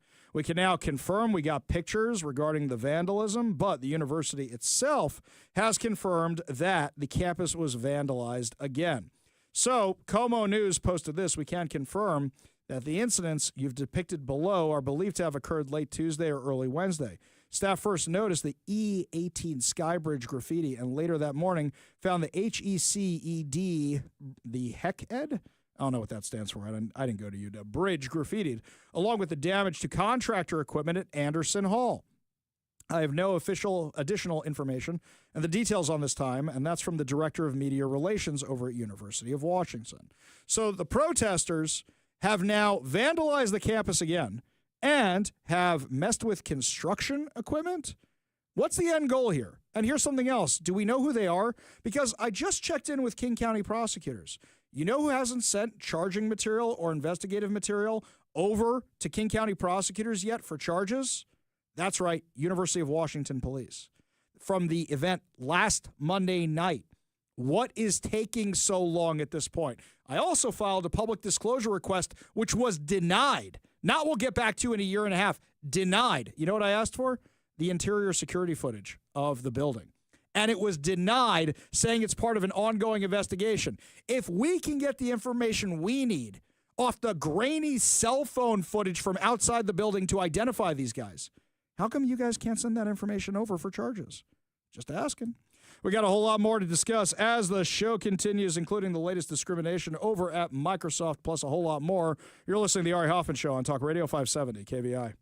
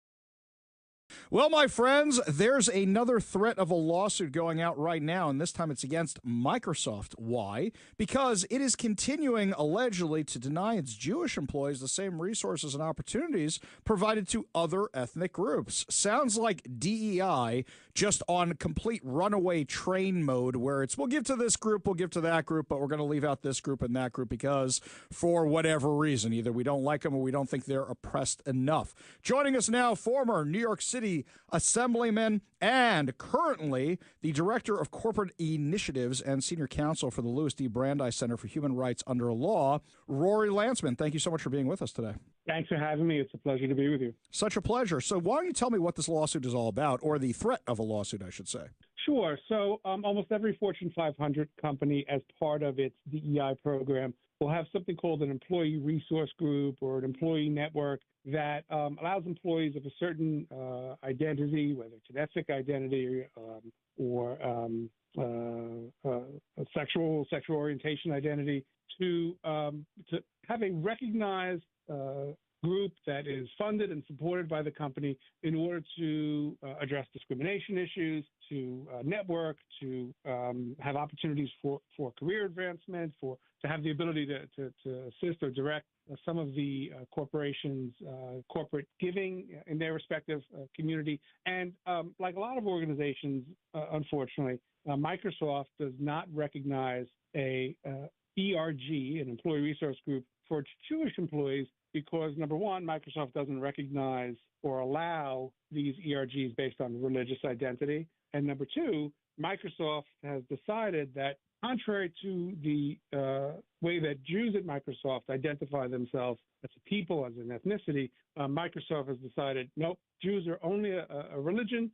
They have shared religious beliefs. That's it. Since we don't allow religious ERGs, no Jewish ERG. And that is an enormous problem for Jewish employees at Microsoft who are experiencing anti-Semitism in the workplace in significant numbers and do not have this organized, recognized vehicle, mechanism for combating that anti-Semitism in the same way that other groups at Microsoft do. Microsoft recognizes 9 different employee resource groups, and there are employee resource groups for Latinos, there are employee resource groups, there's an employee resource group for African Americans, et cetera. Those employees at Microsoft have this structure, this mechanism to liaise with senior management, to have their voices put on the table in a way that is a violation of federal, state, and local anti-discrimination laws. And we've told Microsoft that you either rectify this problem or we'll see you in court. So somebody like me would say, wouldn't it just be easier to get rid of all this stuff? And if there's discrimination, regardless of which race or ethnicity it is. Wouldn't that just be the easier way to go rather than saying, well, we're going to define you this way and we're going to define you that way? So aren't they a product of their own labeling? So the Brandeis Center doesn't have a position on whether or not a DEI program should exist or should not exist. And of course, it's a reality that different groups in this country experience discrimination and in different ways. There is an anti-Semitism problem at Microsoft. Our position is that if a company does decide to address discrimination and a lack of opportunity, what have you, through some mechanism or process or program, it needs to include in some way all of the people who are experiencing a form of discrimination without discriminating against them as a company. So it's up to Microsoft whether it wants to have an ERG program. But if it's going to have an ERG program, it needs to include its Jewish employees and give them the same opportunities that other employees who are given an employee resource group have. Is this the same kind of thing where we're hearing about different other tech companies? They all have these internal channels that they communicate on. And is this the same kind of thing we're hearing where there's a whole bunch of discrimination happening on these internal employee channels and the corporations aren't really doing anything about it? It's exactly what's happening. Jewish employees don't reach out to us because they want an employee resource group in sort of an abstract sense or they just want equal rights. They always reach out to us because there's a problem at their company. There's an anti-Semitism problem at their company. It's always present. It's present in many ways, but it's always present in the company's internal communication channels. And these Jewish employees feel that they don't have the same mechanism, the same opportunity to face anti-Semitism in their workplace, quick, collaborative, cooperative, unified way that other groups have. And so their voice is diminished. Their ability to affect change and protect themselves is diminished, and it's clearly a violation of the law. And we have had success with numerous companies whose names would be instantly familiar to you when we have brought this to their attention. We're cautiously optimistic that Microsoft will do the right thing here. But if they don't, we all know the way to the courthouse. Exactly. Rory Landsman, Director of Corporate Initiatives and Senior Counsel for the Louis Brandeis Center for Human Rights Under Law. Thank you so much for joining us today, and thank you so much for taking on this important fight. Thanks for having me. It was my pleasure. Always a pleasure. We got a whole lot more to discuss as the show continues. You're listening to the Ari Hoffman Show on Talk Radio 570 KVI.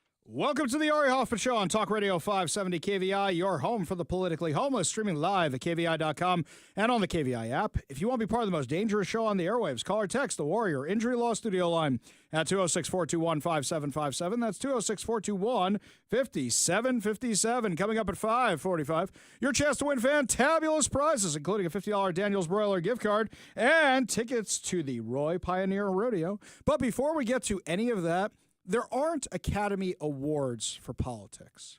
I guess winning an Academy Award for politics is just winning an election. I guess that's really what it is. You're not going after the golden statue. You're going after the golden paycheck. But whoever is the one who coordinated Donald Trump's Middle East trip deserves the Republican of the Year award. They really, really do. You cap off the trip with a visit to the U.S. military base in Qatar, and you have all those soldiers behind Trump, and Trump has like 105% approval rating with the military, and they're all cheering and all loving every single moment of it. It was amazing. Because I'm a dork, I watched the director's commentary of movies and such, and there was something I saw in the one for Top Gun. You know the scene when they're sitting in the hangar as if it's a classroom, and the giant American flag is blowing? And somebody said to Jerry Bruckheimer and Don Simpson when they were making this movie, and Tony Scott, they said, well, we would never be set up like that. And they go, wait till how it looks on film. And you watch it afterwards. That's the most patriotic scene in the movie, that giant American flag. Of course, that's a great scene where they discuss giving the bird, and you meet Charlie, realize she's the instructor, all that, and from the girl from the bar the night before. It's a great scene. It really, really is. Whoever choreographed this visit for President Trump, really, it was amazing. And what's the icing on the cake? So today, he met with the United Arab Emirates, who are now a really good friend of the U.S., a really good friend of Israel, had some great meetings there. And once again, the camels, the dancers, the escorts. Donald Trump loves all that kind of stuff. And then putting him with it, it just looks epic. People in the Middle East know how to put on a show, and it was really great. But then we got some interesting news as Donald Trump was flying. Here's what he said. You probably read today the story about Iran has sort of agreed to the terms. They're not going to make, I call it in a friendly way, nuclear dust. We're not going to be making any nuclear dust in Iran. And we've been strong. I want them to succeed. I want them to end up being a great country. Frankly, but they can't have a nuclear weapon. That's the only thing. It's very simple. It's not like I have to give you 30 pages worth of details. There's only one sentence. They can't have a nuclear weapon. And I think we're getting close to maybe doing a deal without having to do this. There's two steps. There's a very, very nice step, and there's a violent step. The violence like people haven't seen before. And I hope we're not going to have to do this. I don't want to do the second step. Some people do. Many people do. I don't want to do that step. So we'll see what happens. But we're in very serious negotiations with Iran for long-term peace. And if we do that, it'll be fantastic. That's exactly the Trump doctrine right there. It is, I gave you an off-road. I gave you an option. Your option is, do you want to be our friend? Do you want to be our enemy? You want to do business? You want to stop being terrorists? You want to look like Riyadh? You want to look like Abu Dhabi? Or you want to keep being terrorists and we'll keep hitting you with sanctions? Now, he's hinting very, very strongly about a strike on Iran at the same time. That's peace through strength. Donald Trump said in front of the troops at the airbase in Qatar, he was very, very clear about what the Trump doctrine is. As president, my priority is to end conflicts, not start them, but I will never hesitate to wield American power if it's necessary to defend the United States of America or our partners. And this is one of our great partners right here. When we're threatened, America's military will answer our enemies without even thinking about it. We have overwhelming strength and devastating force. Now, do I believe Iran? No, of course not. This is what they do. They string you along and string you along and string you along until their defense is back up and running again. Then they walk away from the table and keep pursuing nuclear weapons. Let's see what direction this goes in. But overall, how would I rank this trip for President Trump? I'd give it an A. Not an A+. I'm going to give it an A, though. All the billions of dollars, trillions of dollars that were signed in deals with the U.S. Commitments. What he laid out was Syria, my God. He said to Syria, you want to make peace with us? Here's what you got to do. And there were some very strong conditions attached to that about no more terrorism, get away from all that, build a productive society, kick out all the terrorists in your country. And now this thing with Iran, it's an A. It's an A. You know what makes it an A+? Extra credit.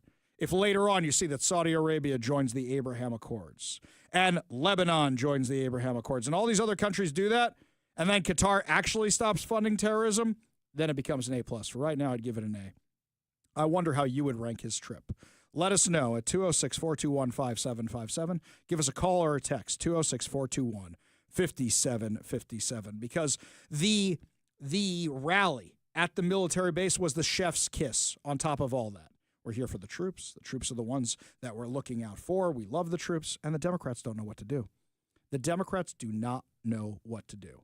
Because what happened right before Trump left? It seems like Trump's been there for a year, doesn't it? Not a week. It seems like Trump lives in the Middle East now. It's been all week we've been talking about this. But what did he do before he left? China trade deal. So things are getting better with the economy. We know the gas prices are coming down. Egg prices are coming down. Some other prices are going up because of the tariffs, but overall the economy is improving. Inflation is coming down to lower levels each time. Soon the Fed is going to have to start dropping the rate. The economy is improving. Well, the Democrats just can't keep up. They cannot keep up. So what are they doing? Last week's story. They don't know what to say about the Middle East or anything. Instead, what are they hitting them on? The economy. So here's Hakeem Jeffries lying about the economy.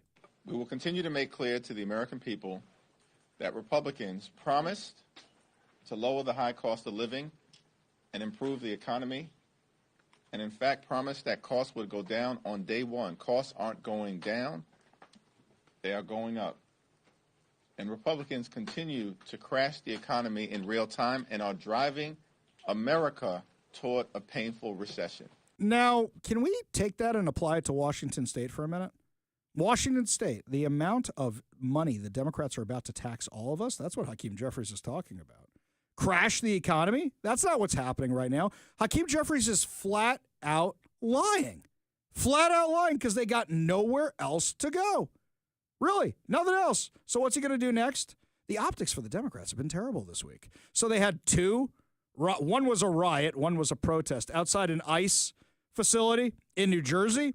We have videotape of Democratic Congress members assaulting police officers. But don't believe your lying eyes, right, Hakeem? There's no evidence to suggest that any member of Congress who was in Newark visiting the detention facility in connection with their oversight authority has done anything wrong. No videos have been produced suggesting that they've engaged in any inappropriate activity. And if those videos existed, certainly they would have been put into the public domain by now. Do you not go on social media, dude? Do you not watch Fox News? Oh, do you not watch Newsmax? Oh, wait a minute. We've literally seen these videos.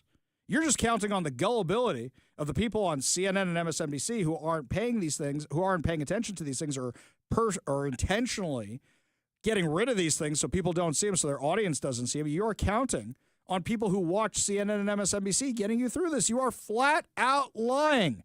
We've seen the video. We've all seen it.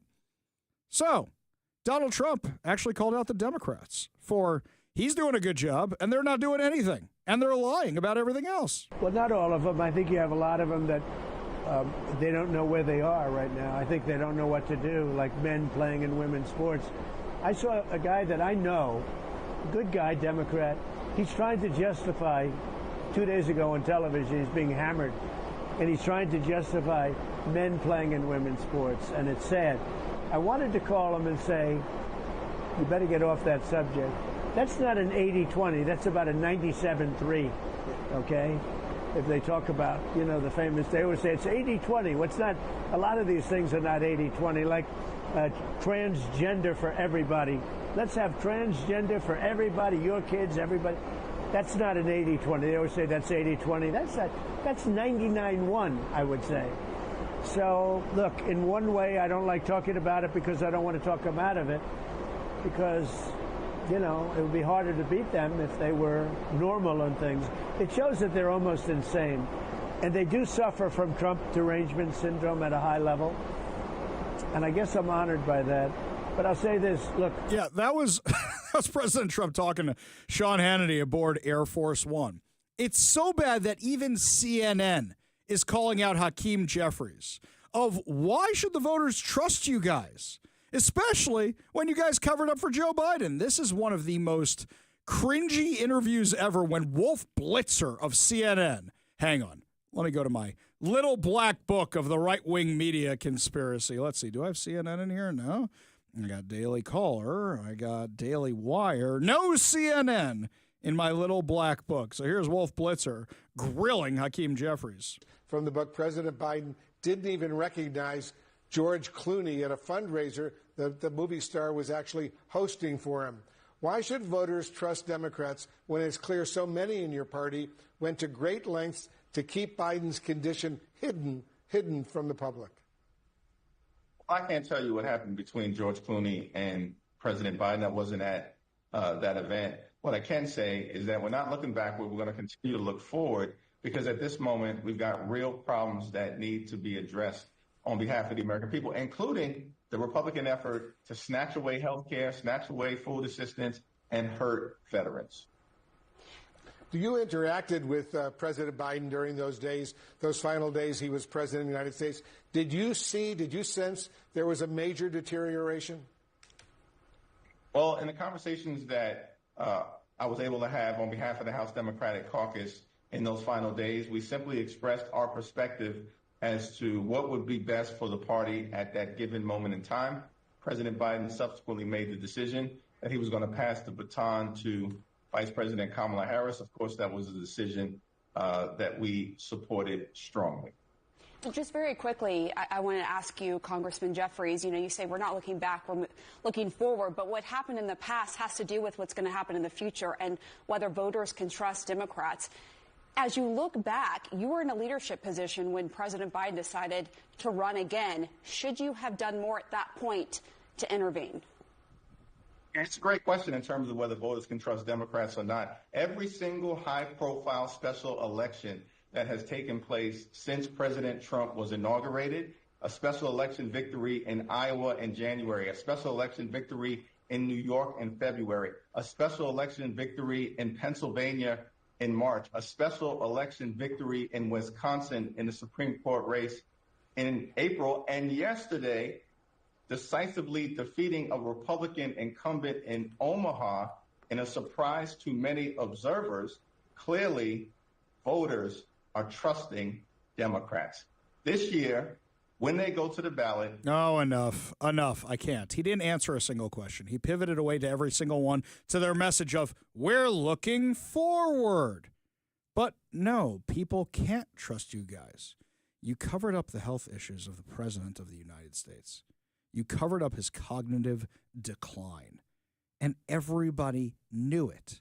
The media is just trying to save themselves right now, which is why CNN is coming down on them so hard, because who was Jake Tapper working for when he was covering up all this stuff? Oh, right, CNN. The Democrats are flailing because they don't know what to do. They don't know what point of attack.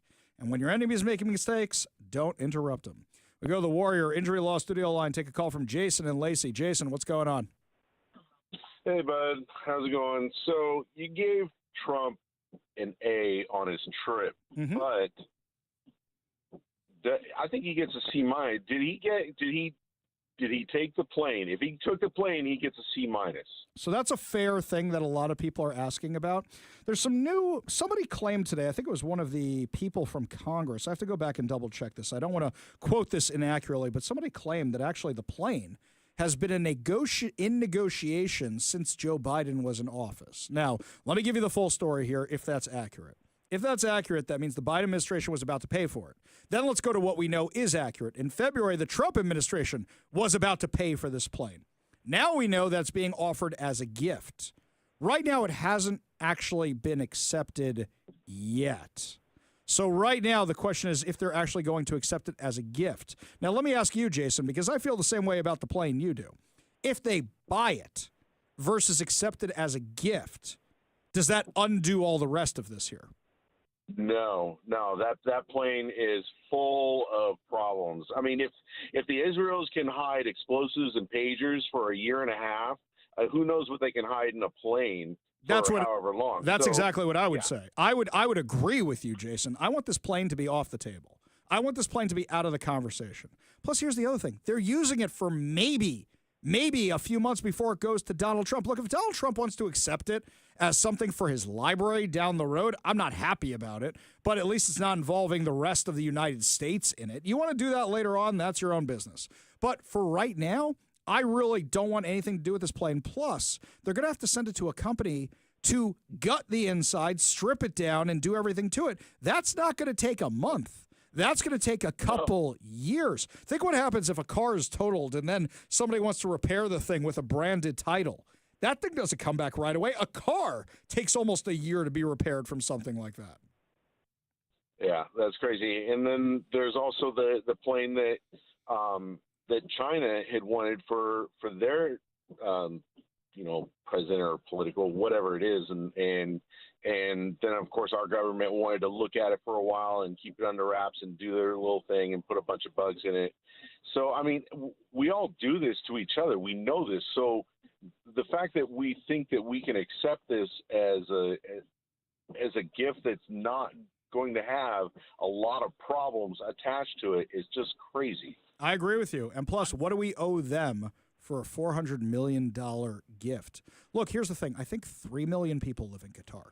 I think it's a very, very small population. It's something like that. And they have these hundreds of millions, billions of dollars, trillions of dollars to spend. What kind of influence are they trying to buy? That's something that really, really bothers me. So, Jason, I hear exactly where you're coming from. You want to weigh in on this, you give us a call or a text at 206-421-5757. That's 206-421-5757. When we come back, our friend Cam Higbee, our buddy who covers all the riots, is going to be giving us a report from UCLA, where they're trying to set up another Gaza encampment. Could this be coming to UW soon? But first, Todd Herman's Daily Thoughtcast right now on The Ari Hoffman Show.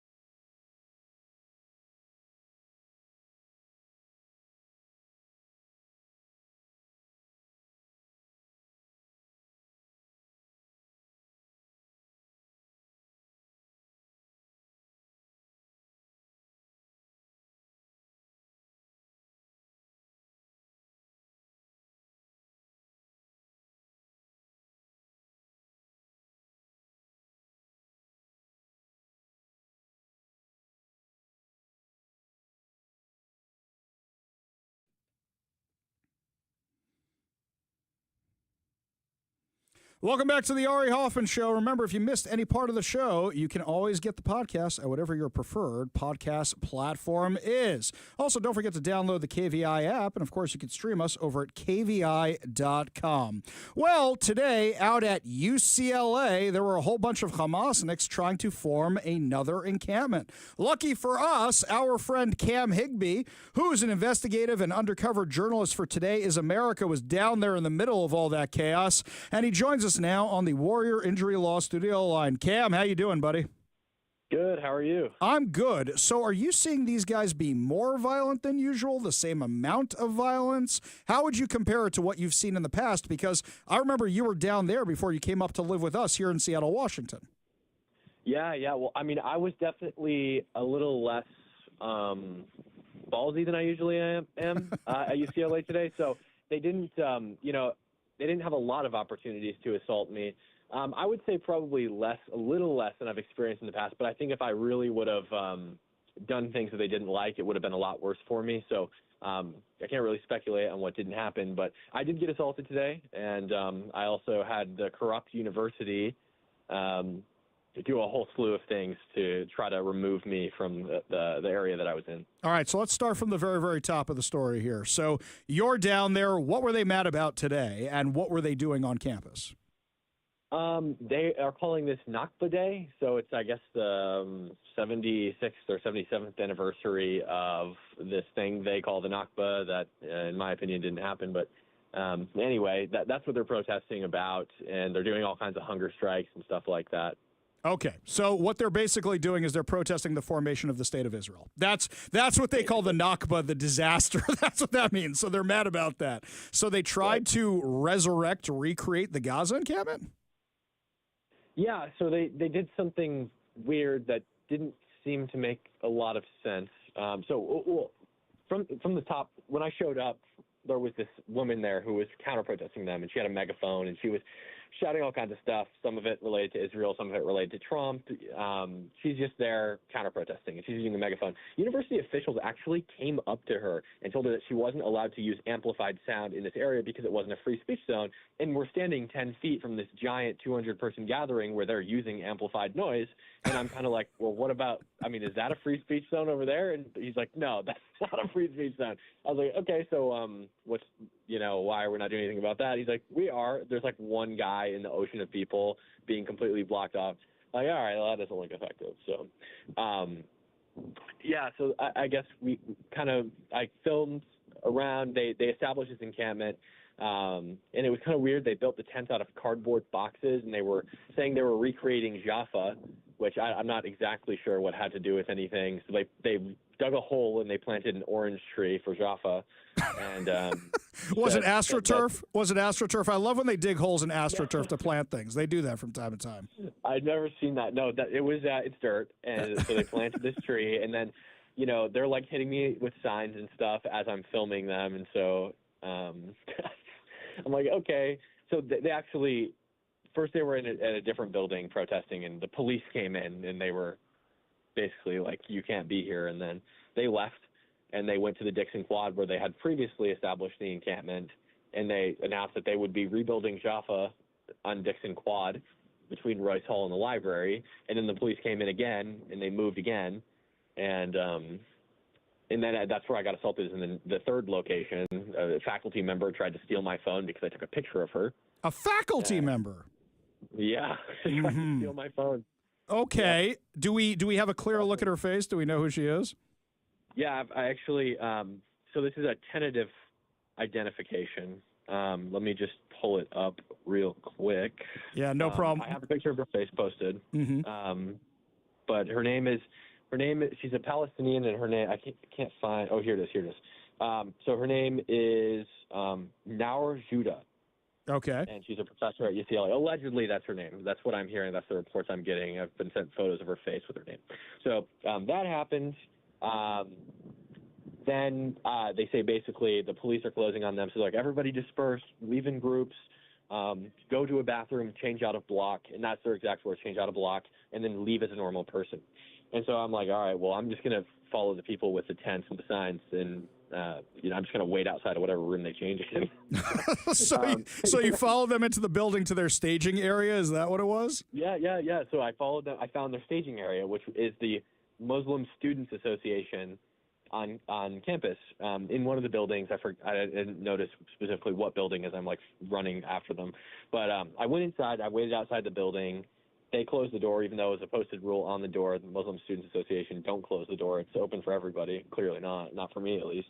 So they go in there. They close the door. The faculty are now standing between me and the door, and they've closed the door and they've locked it. And I'm like, I'm not even trying to go in the room. I'm just waiting for them to come out.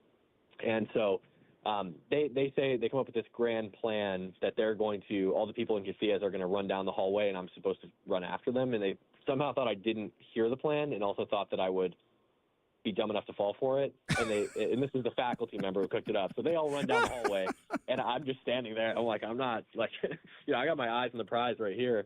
And so then they called this university, or these three faculty members. They called the university, and university officials show up, the same ones who were telling this woman earlier that she couldn't use her megaphone. They show up and they tell me that they'd like me to leave. And I said, well,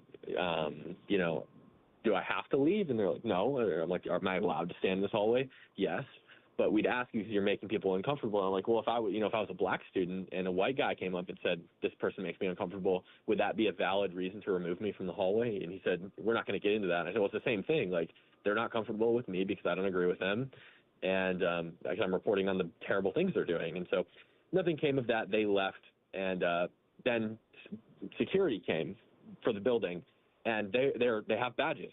And I didn't realize that the side of their shoulders say security. But they said, we're going to leave now. You're going to leave. And I said, is that a lawful order? And I told the previous guy, give me a lawful order to leave. I'm happy to leave. Yeah, that's a lawful order. And I said, okay, all right, let's go. I said, well, I'm going to file a police report, so can you guys come with me? Because I'm going to file a police report out here because that woman assaulted me earlier. And they start laughing, whatever. Security goes outdoors with me. They identify themselves as university police. I ask them, are university police? They give a nod. We walk out. But they had gone like nonverbal when I started asking them questions. So I'm recording on my glasses, and turns out they're not police officer. I'm like, this woman assaulted me. I just want to get it on the record that this happened. Make sure you guys, they wanted me to not record. So I was just telling them, getting it on the record that this happened. And I told you guys about it. And like, well, you should go tell the police about it. And I was like, you guys just told me you were the police. Wait a second. They're impersonating police with a lawful order. Yep.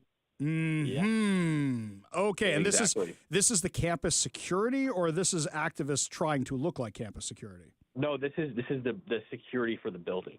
So whatever building it was on campus, this is the building security hired by the university. They wear badges and they have, they look like cops. Sure. I mean, yeah, if you the don't read rent-a-cops for the campus. Yeah, I know what you're talking about. Right. Yeah. Okay. Exactly. So, Cam, you've been covering all the stuff at University of Washington for a while now. I see you out there from time to time.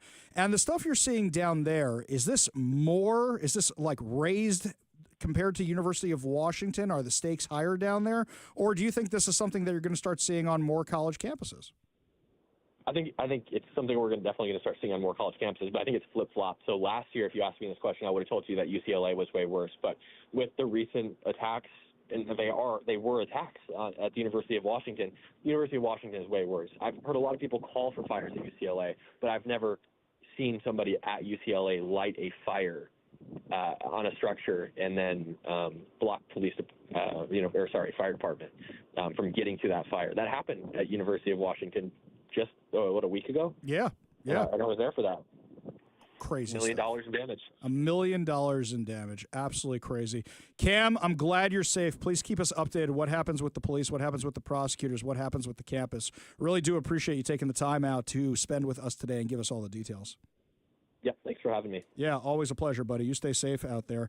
We got a whole lot more to discuss as the show continues. When we come back, my friends, Portland is going to have another Antifa rioter who is getting a big payday from the city. We'll tell you all about it when we come back. You're listening to the Ari Hoffman Show on Talk Radio 570 KVI.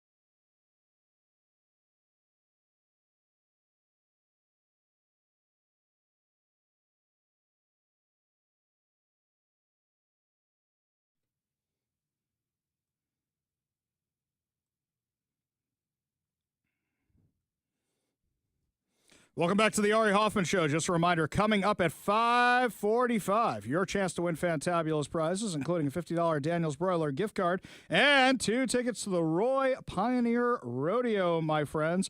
Yeah, another reason, always keep your radio tuned to 570 KVI. Also, download the KVI app, and, of course, you can stream us at kvi.com. So, switching gears to things happening a little bit more locally, I am so tired of radical activists getting settlements from our government. I sometimes wonder at this point if that's the whole plan. Oh, protest against the city, now let's sue them, and now we're going to get a payday from the city. You want to fix things around here? You want to fix things? Tort reform. Maybe we should put that on President Trump's radar. Tort reform. These frivolous lawsuits, like lady who orders super boiling, scalding hot cup of coffee from McDonald's every single day, doesn't use a cup holder, puts it between her legs, drives, spills it on herself, burns herself, blames McDonald's. We need tort reform in this country, then people will stop bringing frivolous lawsuits. According to Post Millennial, the city of Portland has reached a settlement with a non-binary leftist activist who allegedly sustained injuries from a police crowd control munition during a BLM Antifa riot in 2020. Megan Leah Aprobek, 41, will receive a $375,000 payout from the city. Aprobek arrived at the violent Antifa demonstration around 1 a.m. on June 26 and was hit in the foot roughly 10 minutes later with a less lethal crowd control munition device when Portland police officers attempted to disperse the unruly crowd. Authorities declared the gathering an unlawful assembly, citing life safety issues after rioters began moving dumpsters and large barriers around the police bureau's North Precinct. One person could be heard yelling that the protesters were going to burn down the precinct. So you're there as part of this riot. Can I walk you through how this happens for a minute? So here's what happens. When the police give a dispersal order, they give you time to disperse. If you have not dispersed, you're actively staying there to cause problems. She claimed in the April 2022 suit filed in the U.S. District Court in Oregon that she saw police firing flashbang grenades and impact munitions directly into the crowd. Yeah, they're rioters. She stood next to the rioters and filmed police. She claimed that an officer fired a projectile at her feet when she started to walk away from the crowd. The less lethal munition was a rubber ball distraction device that detonates and disperses rubber pellets. It sounds like you get hurt more doing paintball than this. She allegedly sustained traumatic brain injury. Wait, can we stop for a second? I thought it hit you in the foot. How are you getting traumatic brain injury? If it hit you in the butt and you had traumatic brain injury, then I'd understand what was going on. Thank you very much. But hit in the foot and it affects your... Give me a break. Give me a break. Her attorneys claimed in the statement that the case was about police throwing a bomb at protesters who were walking away. She testified, there was an aspect of my life that wasn't impacted by these experiences of violence, and I think there needs to be more done to protect protesters. City councilors voted unanimously to approve the civil settlement. So I was expecting her to say, I was a journalist there covering it. But no, she's one of the protesters, admitting she's one of the rioters on scene. And she's mad she got dispersed. You don't want to get hit by police non-lethal munitions. Don't riot. This payout follows one of several given to individuals who actively participated in the infamous 2020 Summer of Love BLM Antifa riots, following the police-involved death of George Floyd in Minneapolis. The riots desecrated downtown Portland for several months. The majority of the settlement stemmed from criminal rioters being injured by police when officers attempted to disperse crowds. The city of Portland and the Department of Justice have since given millions of dollars to rioters via settlements. In November, the city gave $400,000 settlement to Antifa extremist Dustin Branda Fiera after he claimed an officer used excessive force to detain him during one of the riots. Do you guys not realize the can of worms you have opened right now? Where now rioters can riot, and either the police can stand there and do nothing about it, or they can sue you afterwards, which is beyond crazy. It's like Ian Golosh, the teacher for Seattle Public Schools. This guy was involved in one of these actions, and he got a 6-figure settlement from the city of Seattle along with his other protesting buddies. Are you kidding me? And this is a guy we have teaching in Seattle public schools? This is insane. You guys have now opened the door to any lunatic in Portland, which is run by Antifa, suing you guys for excessive force and winning.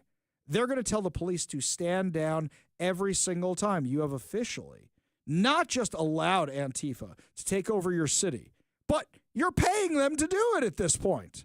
They know they can just get a nice, cushy settlement from the city for anything that they do, which is beyond nuts.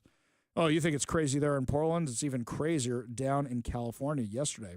We were talking about how California has this massive, massive budget deficit.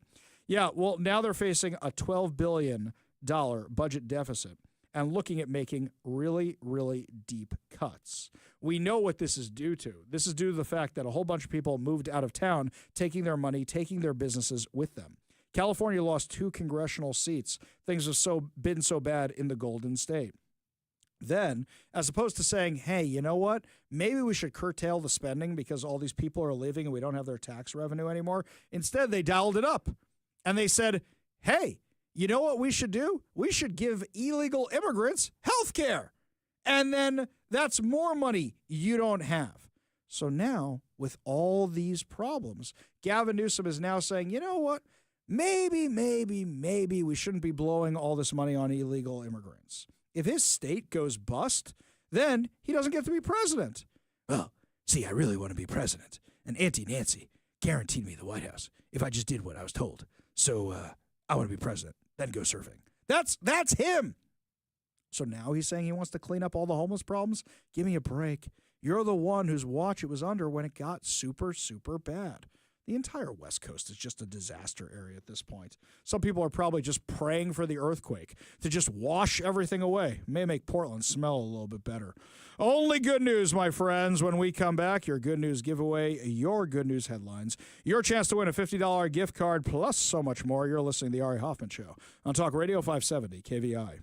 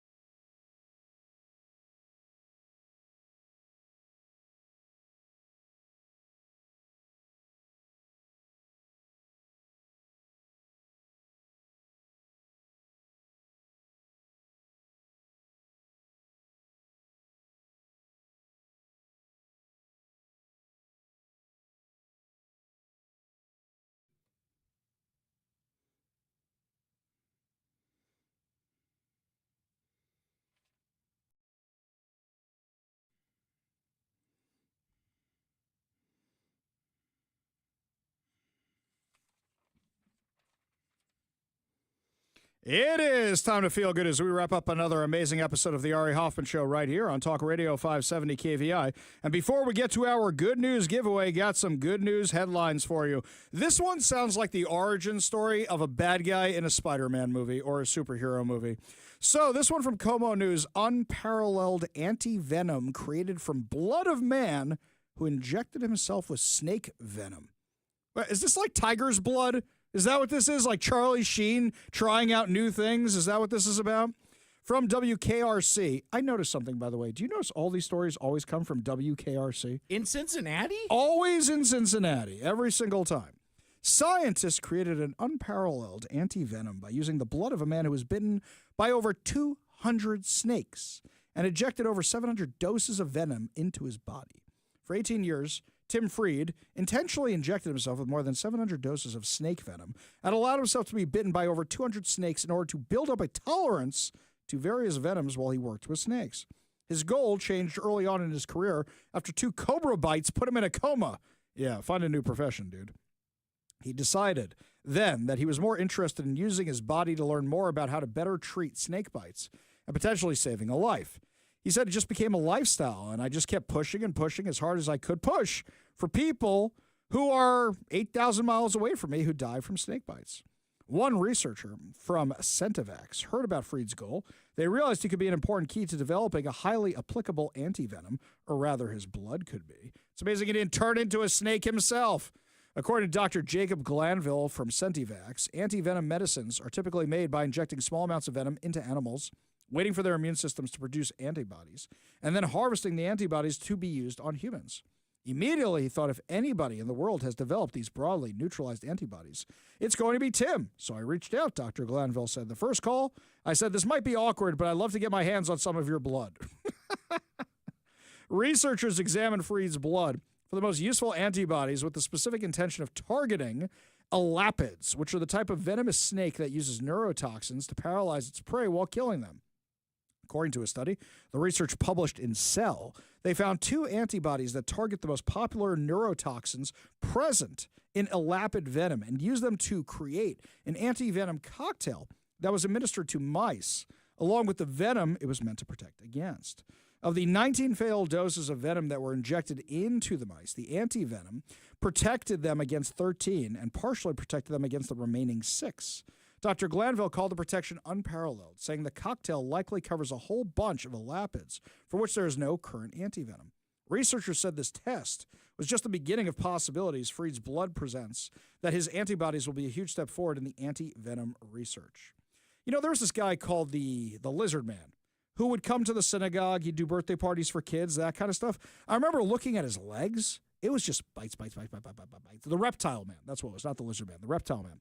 Bites everywhere. And I thought to myself, how often does this guy get bit? He had some cool critters, though. Really did. There was this funny time. He grabbed some kind of small crocodile or alligator or something out of a bin. And as he picked it up, it was peeing. And it just went all over the kids. And they all freaked out, but they were all having the best time. So they're all smiling, going, ew! Yeah, he's always a hit, the reptile man. He's always a kick. You got to get your ponchos for the splash zone. Yeah, oh, gosh. No joke with that one. Anyway, before I forget, your chance to win fantabulous prizes. Today, we are giving away $50 Daniel's Broiler gift card. Daniel's Broiler has been a Seattle favorite since 1980. Features USDA prime steak and other specialties, including chicken and fresh seafood, as well as a selection of high-end spirits, wine, and cocktails. Daniel's Broiler is open now in Bellevue, downtown Seattle, Leschi, and South Lake Union with dine-in, takeout, and delivery. Check out danielsbroiler.com to reserve a table, place your takeout, delivery order, and more. We're also giving away a copy of 7 Steps to a Successful Retirement by Brian Evans of Madrona Financial and CPAs, plus a bonus of the Little Red Book of Retirement. Learn how to design your retirement to support your quality of life for 30-plus years from Brian Evans of Madrona Financial and CPAs, a local company working to help you grow deep financial roots that future financial storms don't blow your life savings away. Visit MadronaFinancial.com for more information and discover how you can create a rooted wealth plan today. Last but certainly not least, we are giving away 2 tickets to the Roy Pioneer Rodeo, which is back. And you get to go on your day of choice, Saturday, May 31st or Sunday, June 1st. Want to buy your own tickets? You can do so at the event itself. Visit the Roy Rodeo Facebook page for more details so that you can come see the entire KVI crew, because we will be out there at the Roy Rodeo on Saturday, May 31st and Sunday, June 1st. So, Oh, I thought you were about to say something. You look I like thought you I were was. ready. I thought I was, but no. Listen to Fake News Friday tomorrow at 4:45, where Zach from the Morning Ride will be joining us to tell us why we're so excited about going to the Roy Rodeo. Apparently, young Zach was born at the rodeo, grew up at the rodeo, loves the rodeo, whatever the case may be. You get to hear from Zach why the Roy Rodeo is such an awesome, awesome place to be. All you have to do in order to win these fantabulous prizes is be caller number 10 at 206-421-5757. That's 206-421-5757. Caller number 10 wins a $50 Daniels Broiler gift card, a copy of 7 Steps to a Successful Retirement by Brian Evans of Madrona Financial and CPAs, a bonus of the Little Red Book of Retirement, and 2 tickets to the Roy Rodeo. Phone lines are open now. Give Mike a call for your chance to win at 206-421-5757. That's 206-421-5757. Well, my friends, that's going to do it for us today. Fear not, we'll be back tomorrow with more insane stories, more exciting guests, and, of course, more giveaways. You've been listening to The Ari Hoffman Show on Talk Radio 570 KVI.